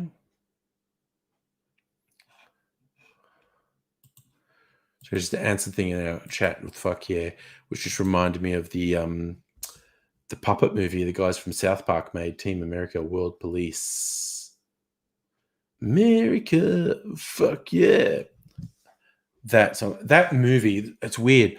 I think Team America World Police should ultimately be taught in history classes because it captured the zeitgeist of America at that point so well. That post 9/11 world, which was so fucked up. And they know the stuff they're putting in it is so fucked up. So I think ultimately, for all its flaws, Team America World Police should be taught in history classes at some point. Abigail, men are gross. I am gross. I fucking hell. No excuses. No excuses. Mrs. Angry tolerates me, for which I'm really lucky. But not just my grossness, she tolerates my weirdness. Like, so I occasionally sing song stuff when I'm talking about stuff. It's become kind of a running joke around the house that I'll make a soundtrack for my activities. Like I'll be making something, peeling some tomatoes, peeling some potatoes. Why did I say tomatoes? I don't peel tomatoes. And or even just and it's like my soundtrack. I want my life to be a movie, and so I give it a soundtrack. Zan's Mrs. Angry's in bed because she's a regular human, not a weirdo like me. She puts up with a weirdo like me. But she has gone to bed, and so I have to be a little bit careful about how much noise I make because my voice really carries. But also, Mrs. Angry is also a professional, so she stays the fuck away from my stupidity because she doesn't need her professional standing dragged down by my dumb fucking behavior. And I freely admit my behavior is really stupid. I was even thinking about this the other day. Like, I haven't really been doing much apart from these live streams on the Angry Aussie channel since like fucking lockdown because it was too weird. It was just too weird. All I could think of to talk about was Trump and COVID, and that's just fucked at some point. I see a lot of other people who did keep doing that, and it's like, cool. More power to you. I can't do it because it's fucked. Whereas these things, hanging out, having chats, having live streams, so we don't feel so isolated, so we share time with each other, that felt good. That felt positive. That felt productive, and still feels good and positive and productive, which is why I'm still doing it. This is not about growing my YouTube channel. This is just about fucking staying sane and feeling human and having interaction. I gave up on growing my YouTube channel years ago, because I make so much more from my day job than I could ever make from YouTube that it's ridiculous to sort of impinge on my day job for this idea of, I want to be big on YouTube. Like, I'd have to be in the top 1% of the top 1% of YouTube to make more than I make in my day job. And that's not going to happen. So why fucking bother? So just do stuff that's fun. And so hence the live streams and the hanging out. But like I said, Mrs. Angry is a health professional. She's a psychologist and counselor. And she doesn't need her professional standing called into question for being involved with my dumb shit. And I even thought about this the other day. Like, I've been a contractor for most of the last 20 years. So I've never really worried about anyone that I'm contracting to finding out about my YouTube shit, because I'm not going to be there that long, because I'm just there to do a specific thing on contract and hang on. But my current contract is extended through to fucking at least the end of June next year. And that'll be 18 months at that point, which is it's a long time since I stayed at a job for that long. And I might stay there longer. In fact, it's got the stage where, I'm old and have to think about retirement. If they offered me a permanent job, I might take it. I'd be open to taking it. But I was thinking about this recently. And if I took this permanent job, I would have to consider privating all the crazy shit I've done on YouTube, or even just shutting down my YouTube channel, because you imagine being a permanent employee and trying to work your way through the ranks, and then someone finding some of the insane shit I've done on YouTube, and that they could quite legitimately say, I feel comfortable working with him because he has these angry outbursts on the internet. I think he'll have these angry outbursts at me, and I don't feel safe. And that's a real thing I'd have to consider as I get older, that I might have to shut down the YouTube shit. Anyway, Kirsten, you're sleepy, going to bed. I think I will go to bed soon because I have finished my drink, and I think making another one's probably a bad idea. So I'm just like kind of drunk without being shit-faced, and I'll probably be okay tomorrow if a little tired. And if I'm going to do the catch up with Annette and Abigail on Tuesday, I need a day of rest to get ready for it. Fox, yes, Mrs. Angry is a psychologist. How does that make you feel? I always relate the story because when we first started going out, she was working in drug and alcohol counseling. She's like a general counselor now, but it's about 15 years ago she was a drug and alcohol counselor. And my family, like most country families, are a bunch of pissheads. And I remember the first time she went to Dubbo at Christmas to meet my family. So we're talking to one of my brothers. He's on like his 5th or 6th beer of the night, and he's having a drink. And he says to Miss Annie, "So what is it you do?" And he brings the beer up, and she says, "I'm a drug and alcohol counselor." And when she says that, the beer just froze for a second near his mouth, and then he went, "I don't care." I always remember that. I think it was hilarious. Abigail, you're heading off to bed too. I think I am too. It's like 11:30. And I have had several drinks. And so I'm just like happy drunk rather than fucked up drunk at the moment. And I think I will wake up.